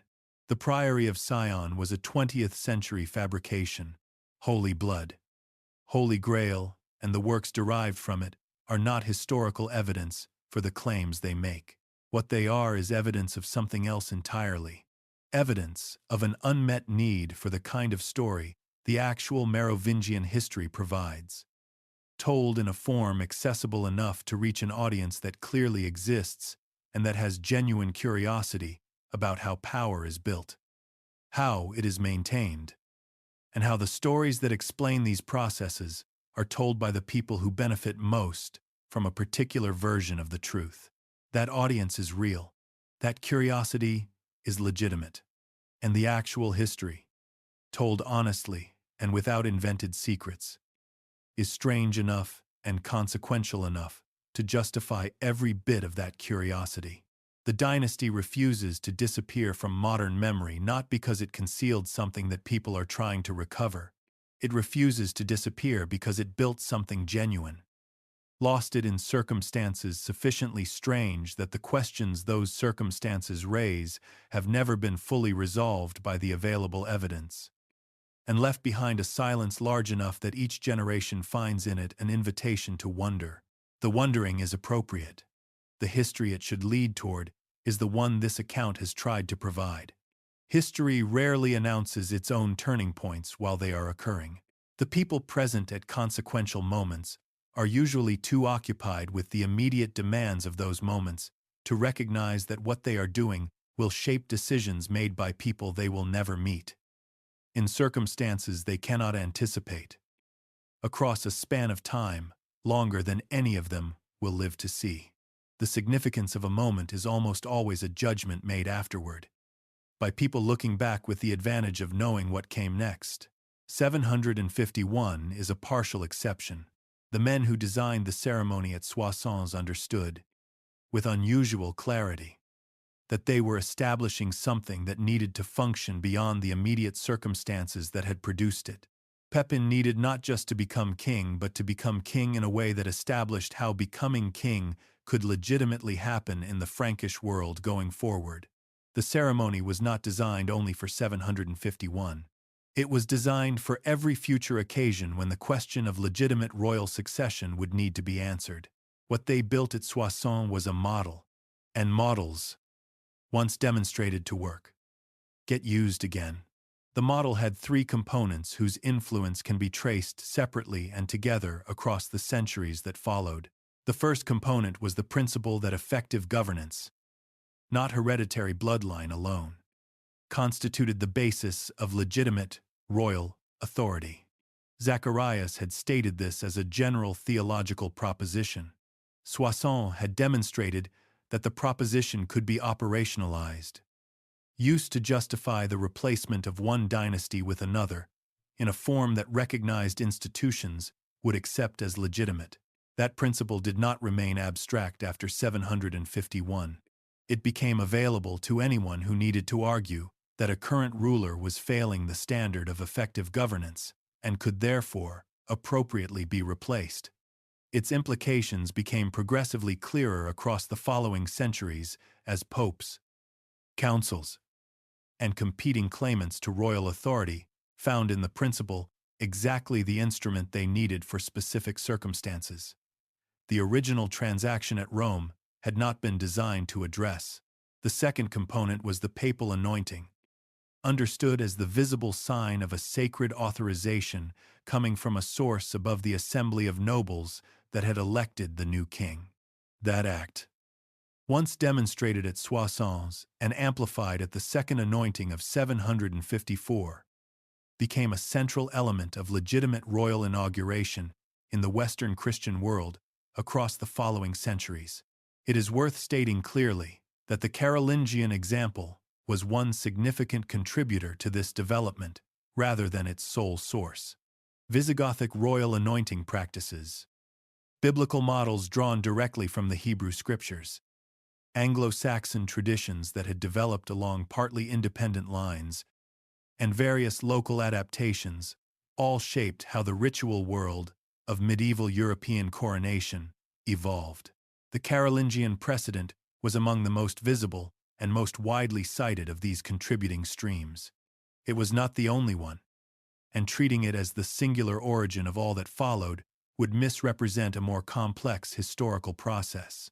The third component was the specific relationship between papal and royal authority that the exchange of 750 and the ceremony of 751 created. The papacy had exercised, and had its exercise accepted, the authority to declare which dynasty's kingship was theologically valid. That exercise created an ongoing relationship in which each party had something the other needed, and in which the specific terms of that relationship had been left deliberately undefined. That undefined space was both the gift and the complication that Soissons left to the centuries that followed. The gift was a framework for legitimate political transitions that the Western Christian world had lacked since the dissolution of Roman institutional authority. A way of changing dynasties and managing succession disputes that the relevant parties could recognize as carrying appropriate legitimacy. The complication was the question the framework opened without answering. Who ultimately had the final word on questions of sacred authority? The Pope, who could articulate the principle and perform the anointing, or the king, whose military capacity and administrative competence were the practical foundation on which everything else rested? That question did not resolve itself quickly or cleanly. The conflicts between papal and royal authority that characterized much of European political history across the following centuries were, in significant part, the long-term consequence of leaving the terms of the Soissons partnership undefined. A logic had been made visible in 750 that was later applied in contexts and at scales that went considerably beyond what either party to the original transaction had anticipated. The third pattern that 751 demonstrated is the one most directly connected to the specific story of the Merovingian dynasty's end. The Merovingian case established that a complete political transition could be accomplished without violence, could be made to hold without ongoing suppression, and could be designed in a form that preemptively addressed the mechanisms through which opposition normally organizes, when the symbolic logic of the existing system could be turned to serve the transition's purposes rather than resist them. The tonsure was the Merovingian system's own instrument. Pepin used it in the direction the system was not designed to allow. He did it without violence. He did it through forms the political culture recognized as legitimate. The result held because there was nothing for opposition to organize around. No visible injury. No martyred king. No drama that could be shaped into a cause. Political systems across different historical contexts have faced versions of the same underlying problem. The gap between formal authority and effective power. When it becomes sufficiently wide across a sufficiently long period, eventually requires resolution. The specific resolution available in any given context depends on the specific symbolic and institutional vocabulary that context provides. What the Merovingian case demonstrates particularly clearly is that the most complete political resolutions tend to be the ones that use the existing system's own legitimating vocabulary to authorize the transition, so that the change appears to be a conclusion the system had been building toward, rather than a rupture with what the system had established. 751 did not solve the problem of political legitimacy in the post-Roman Western world permanently. It replaced one configuration of problems with a different configuration, and left those new problems to the actors who would develop the tools to address them. That is how political arrangements actually develop across historical time. Not by solving problems definitively, but by replacing one set with another. Each generation leaving its own residue of unresolved questions to the era that follows. The ceremony at Soissons lasted a few hours. What it put in motion lasted considerably longer than that. There is a particular quality to the light at first, light in the far north of what was once Frankish territory. It comes slowly, through low cloud and river mist, without the sharp arrival that summer light carries further south. It does not announce itself. It accumulates. By the time it has filled the sky, you cannot identify the moment when darkness became something else. The transition happened. The record of its happening is already gone. Saint-Bertin monastery. Somewhere in the years after 751, the bell rings for lauds before the light has fully arrived. The community assembles in the church. The psalms are sung in the form the monastery's tradition has developed across the decades of its existence. The responses are made. The blessing is given. The community disperses to the morning's work. A man who was recently king disperses with them. What his work was within the community. What tasks the abbot assigned him. What relationship he developed with the brothers who shared his daily life. What he made of the transition from a room in a royal residence to the cells and corridors of a Benedictine house in the north of Gaul. The sources do not say. The rule of Saint Benedict prescribed a balance of prayer and reading and labor for every member of the community, regardless of what they had been before they arrived. The rule did not make exceptions for former kings. The community did not have a category for them. He was a monk. He followed the hours. The community around him continued its operations in the way that Benedictine communities continued their operations. Through changes in the political world outside their walls, and through changes in the membership of the community within, people arrived. People died. The bell rang. The office was sung. The work was done. The seasons changed. At some point, in a year, that historians working with the available evidence cannot determine with confidence. Childeric III died. The community prayed for his soul in the way it prayed for every soul that left it. The bell rang. The morning office was sung the following day in the way it had been sung every previous day and would be sung every following day. The dynasty of the long-haired kings ended not with a last stand or a final statement, but with the accumulated silence of monastic routine. 2.5 centuries of Frankish kingship completed not in battle but in the rhythm of lauds and vespers and compline. In a community near the river Aa that kept records of almost everything except the last years of its most historically unusual resident. His hair had grown back. Probably. The tonsure required maintenance to remain visible. In a monastery without political reason to maintain it as a marker of anything, the hair of a former king would have grown in the way hair grows. Without ceremony. Without significance. Without anyone present thinking it worth noting, the most powerful symbol in Frankish political life, the sign that had made a dynasty unchallengeable for 250 years, had become simply hair. That is what the end of a symbolic system looks like from the inside. Not dramatic, not announced, just the gradual return of things to their ordinary state. Once the belief that made them extraordinary has moved elsewhere. The Frankish world had moved on. A new dynasty was governing. A new set of ecclesiastical alliances was being built. A new historical narrative was being written. One that would shape how every subsequent generation understood what had happened and why. And in a monastery near the river Aw, the morning light accumulated slowly, the way it always had, the way it would, long after the last monk who remembered the former king had also died and been prayed for and absorbed into the same silence. Some things outlast the names we give them. The river still runs.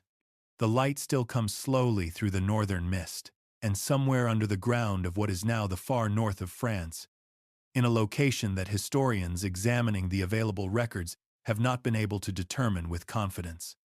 A man who was the last of his dynasty rests in the kind of silence that follows when the world has decided, with the finality that only complete indifference can produce, that there is nothing left to say.